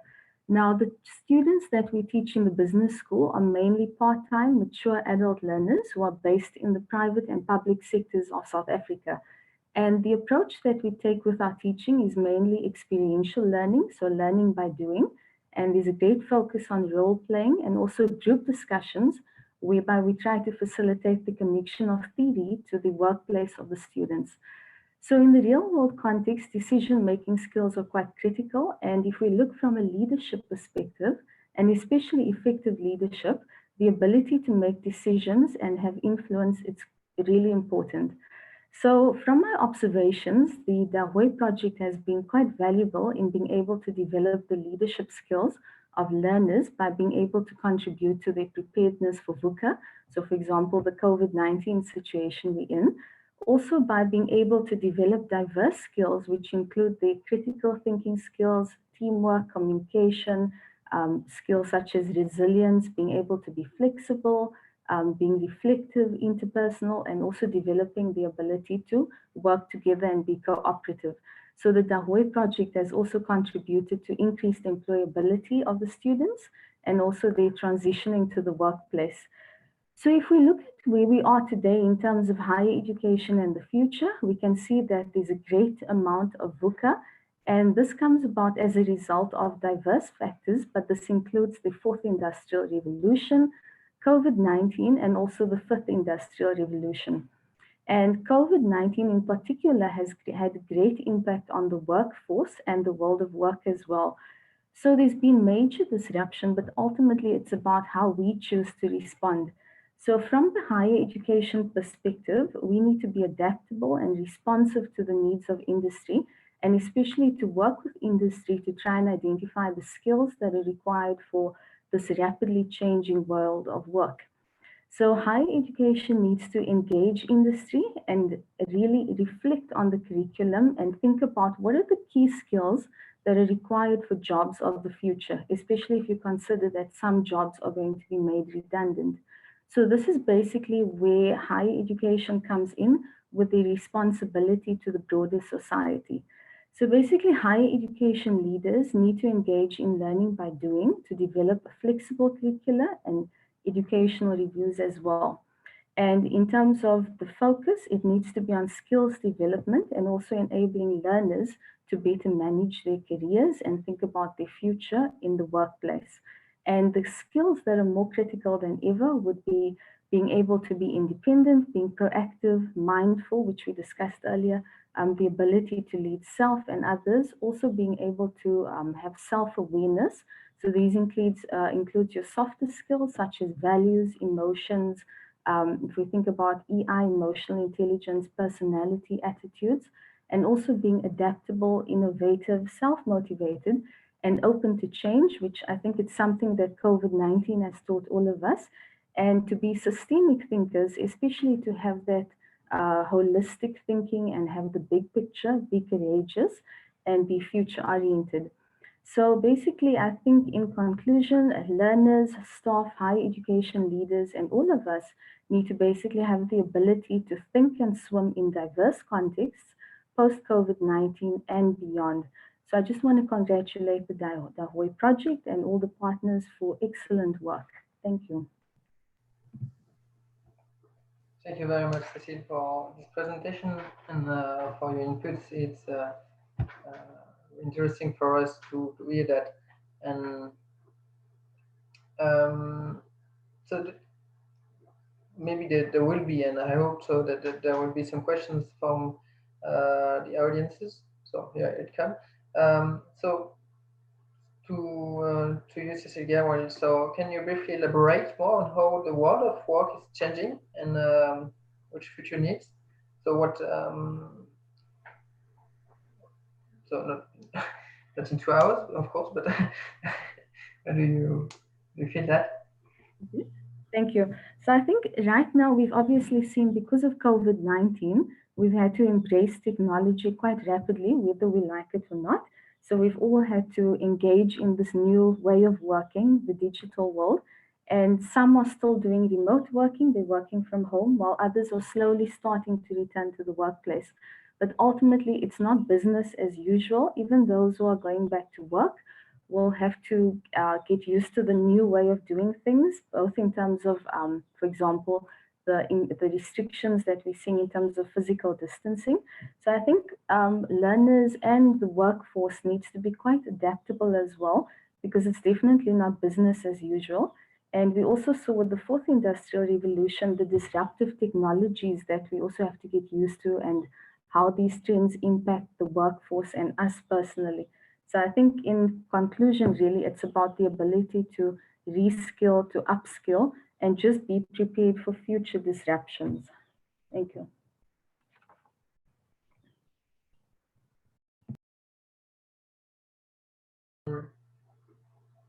To make the connection with the companies, and maybe Rosela, you have something to say about that, about how we can change the things about decisionship learning. I mean, that you said that the project was really interesting and that it could be reused, especially in your organization. But what are the barriers and that we need to overtake to make further moves in this perspective, and especially regarding the expectancies from the companies? We understood that your school is linked to the companies, directly linked to the companies, and so how they position themselves regarding that.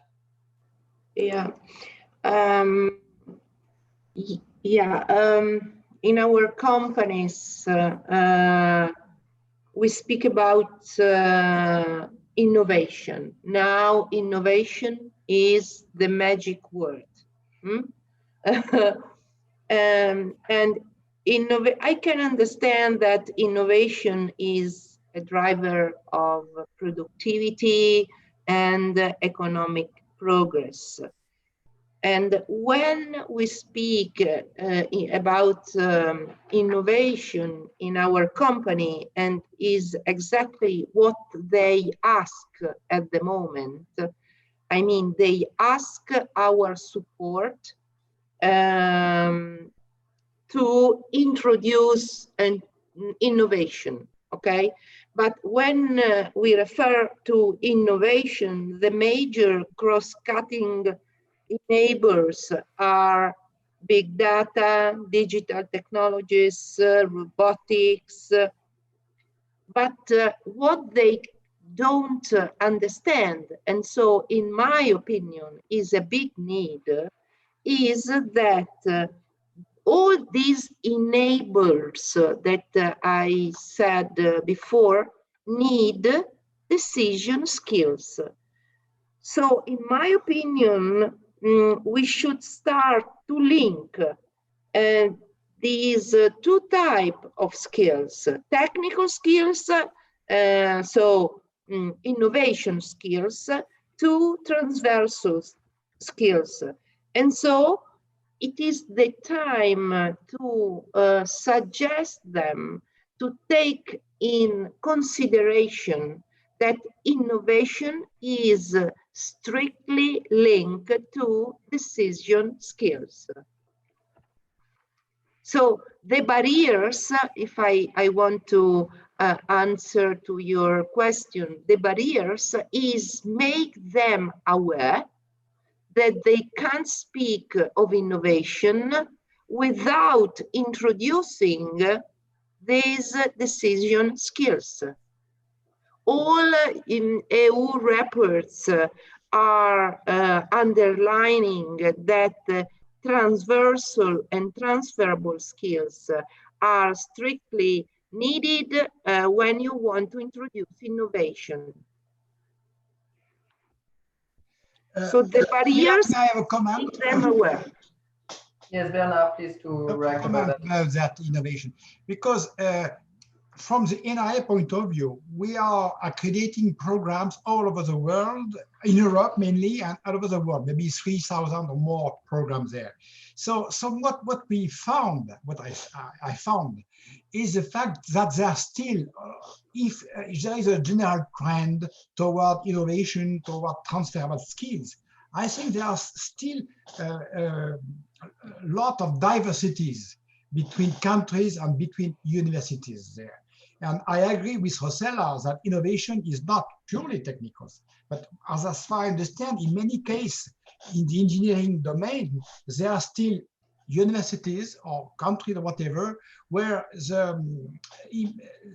innovation is still purely, almost purely scientific or technical there.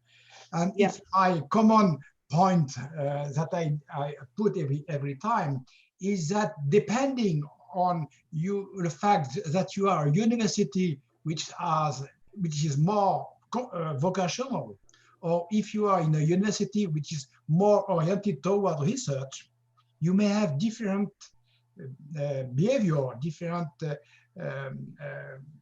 methods to deal with this issue. And I'll ask you a question to the DAhoy managers. Have you found any problems or any difference between the different partners depending on the country where they are?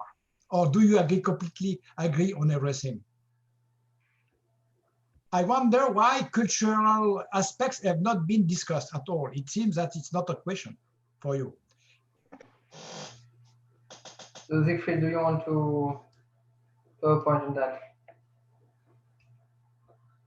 Not really. I was not following. Sorry, I was managing tech. Axel, I think I can answer. Yeah, please. So, Bernard, within any project, there's always a variety of different challenges and opinions and backgrounds. Obviously, our partners in France are university level based, while here in Scotland, we are vocational and college sector based. But really, it's our differences which have made the DAhoy project stronger, because even although we might not agree on everything, it's about appreciating the other person's points of view.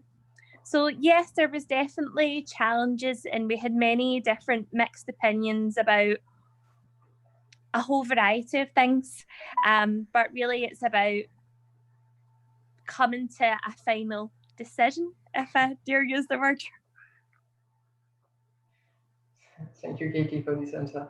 There was a question, Bernard, for you in the question and answer section from Sarah Ian Robertson. So regarding the cognitive bias, in terms of getting to solutions beyond the visibility of our option, what recommendation does Bernard believe will take us forward towards an innovative response? I have had no time to work on this, because first your framework is quite comprehensive and so on. So you have to dig in and to so where. But my feeling is that it is maybe I'm wrong, but I don't know quite in DAhoy project if all participants are in the scientific domain or are they people from literature or human science? I don't know.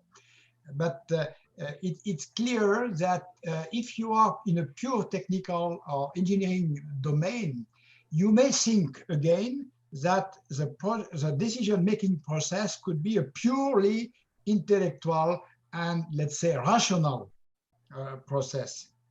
But I think somewhat it would be introduced somewhere, some awareness for the students, for the manager, for the teachers, that you have to be cautious. Even if you try to be the more rational, there could be psychological bias, which are well documented there. So it does not mean that you want to be become a psychologist, but somewhat you have to be aware that behind what you think, which is a purely rational process, you may have hidden bias, individual bias or collective bias, which go to wrong decision. There are well-known cases where, for example, pilot teams for plane, which where everyone was very rational, collectively took the bad decision and crashed the plane, even with a very, very rational way. So my proposal, I don't know if you wish to, but somewhat was to introduce somewhat in the documentation some awareness about these issues. But please don't be don't become psychologists. Again, Axel, can I just steal Bernard a second? Bernard, and when you're talking about cognitive bias, it was something that the project actually looked upon. Our friends at Reykjavik, when the students visited there, spent a whole afternoon looking at these different elements, both with our staff learning events and student learning events. So it's definitely an area which the project considered, even although it wasn't its primary objective. I don't see, is there a question? I could not say the point here, but there is no question, it's a statement. May I say that I agree with Bernard because I think that people, our manager, are not aware of their bias. Do you understand me? So yeah. when we approach decision skills in a VUCA environment, we should make them aware of eventually their bias. Can I comment? Yes, please, Cecile. Yeah. I think the DAhoy project, because of the link to decision making and the leadership skills as well, I can see that there's definitely an impact on the students' inner leadership as well. Because I think, you know, sometimes one tends to ignore the impact of inner leadership, but I think this project also touches on the softer aspects. So things like traits, personality, attitudes, and values. And I think that's possibly where the bias comes from. So definitely in leadership, it's important, but this project absolutely does facilitate inner leadership as well for the students. Thank you. Maybe just a point to tell that I don't want to make a big two poles. There are rationality and emotion. In fact, that when you are in a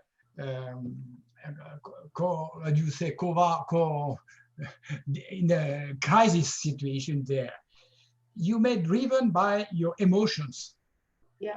And that's sometimes the best way to do because it's more rapid, you know, where you are, it comes from our past, from the past, from the origin of mankind, where you have big danger, you have to react first. But somewhat after that, you have to introduce some rationality because fear anger and so on can may push you to take a wrong decision, but sometimes it's needed because you have to react fast.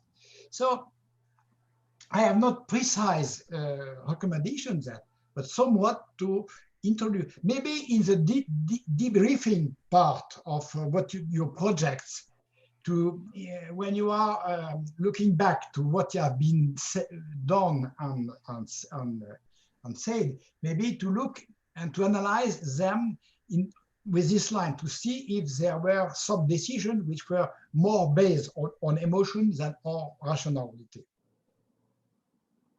That's an example. Okay. Thank you.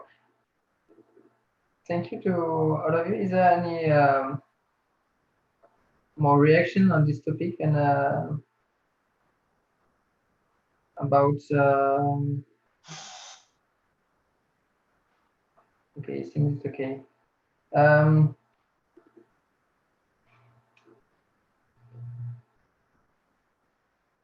So probably yes, as Siegfried said, it's a non-end story, so it's still to be continued, and we'll explore this issue of cognitive bias probably in the next project. So if there is no more reaction for the participants of the roundtable, I would like to thank Bernard Remo, Cecilia Well, and Rosella Brindani for the participation and their contribution to this event. Thank you very much for being with us today. And I think we can move to the conclusion today. So it's time for that. So do you, is it okay for my screen?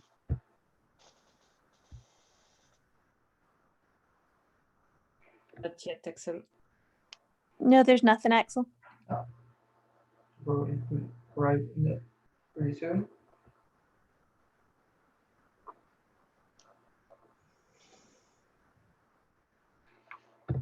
Yep, that's us. Okay, great. Here we go.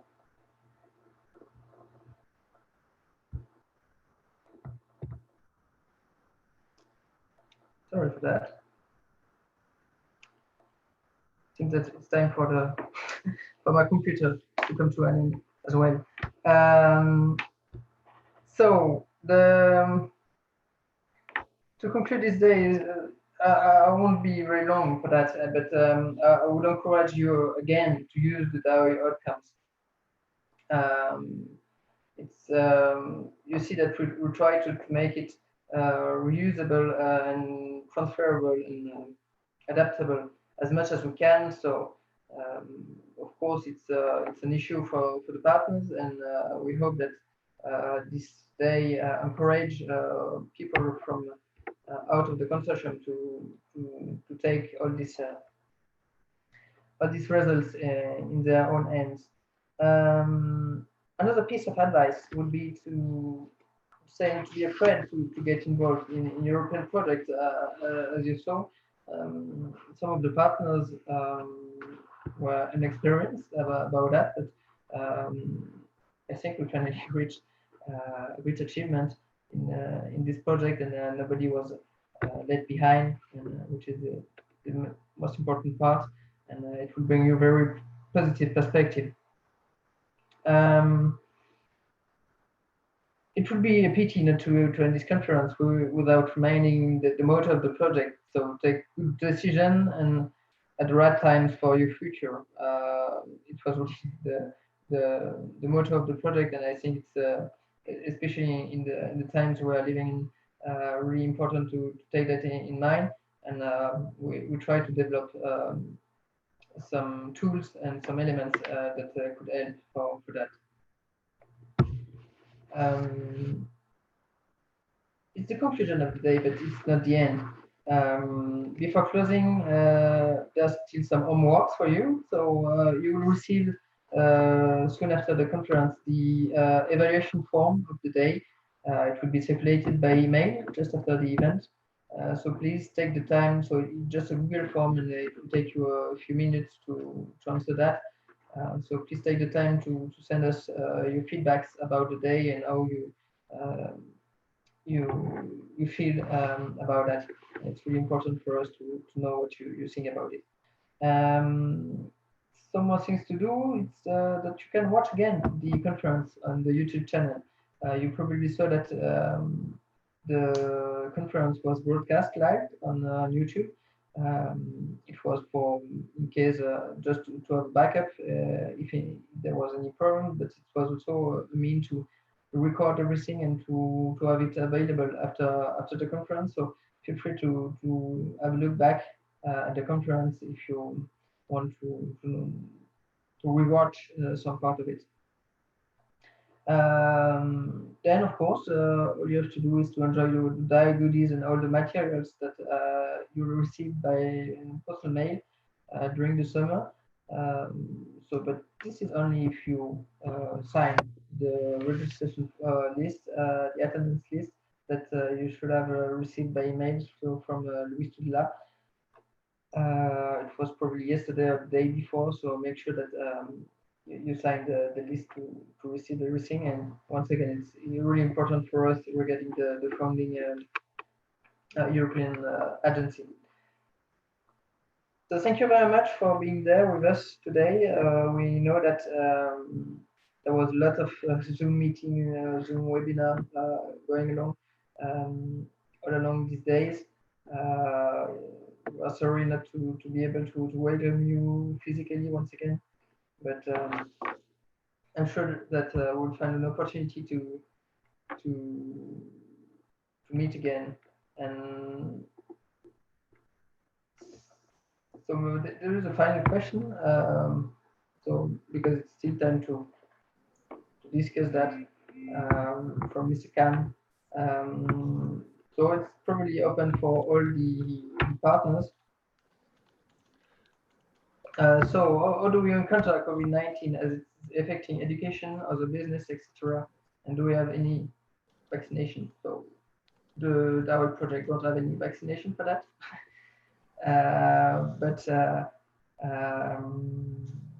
Regarding the effect on education, I'm sure that all the institution and the educational institutions involved in the project have set up a lot of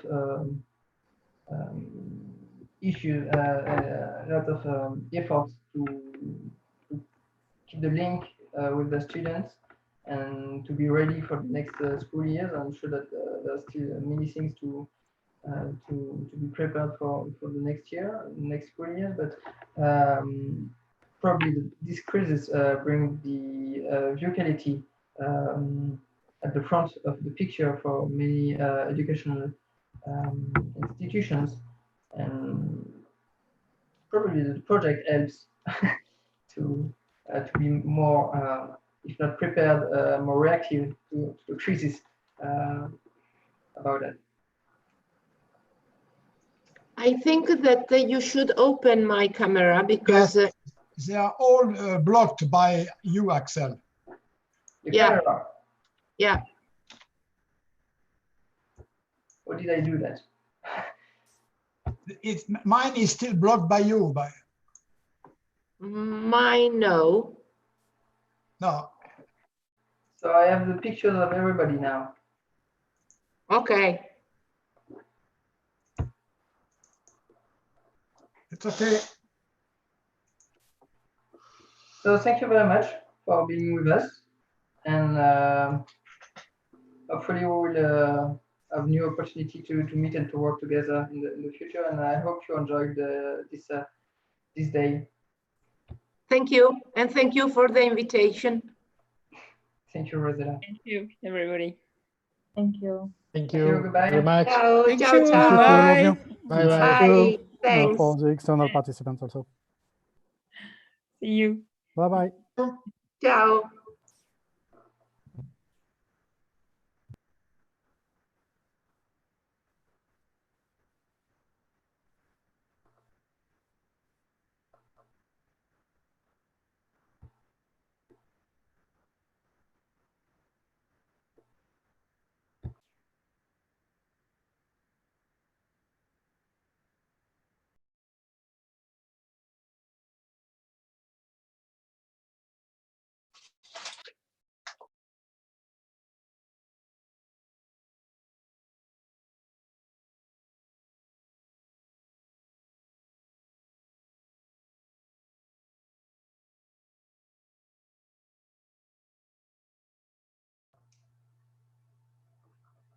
Bon, ben, on s'en est pas trop mal tiré. Au moins d'un point de vue technique.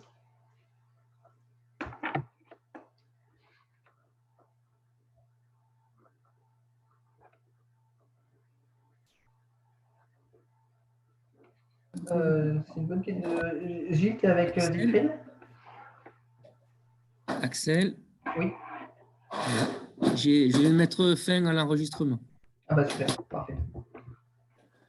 Demain, c'est sur Zoom aussi, la plénière? Je pense qu'on va repasser sur Skype. Sur Skype? Ouais, demain, sur Skype, Axel, tu gères? Oui, ouais, bah, on garde le groupe habituel. Je pense que ce sera plus simple. Mais... On fait un officiel 10h, midi et demi? Oui, je sais plus, j'ai envoyé 9h30 midi. 9h30. Ouais, l'agenda, il est 9h30, mais bon. 9h30 à quelle heure? Bah là, du coup, je l'ai fait très long, jusqu'à 15h30 pour avoir une trace sur la journée.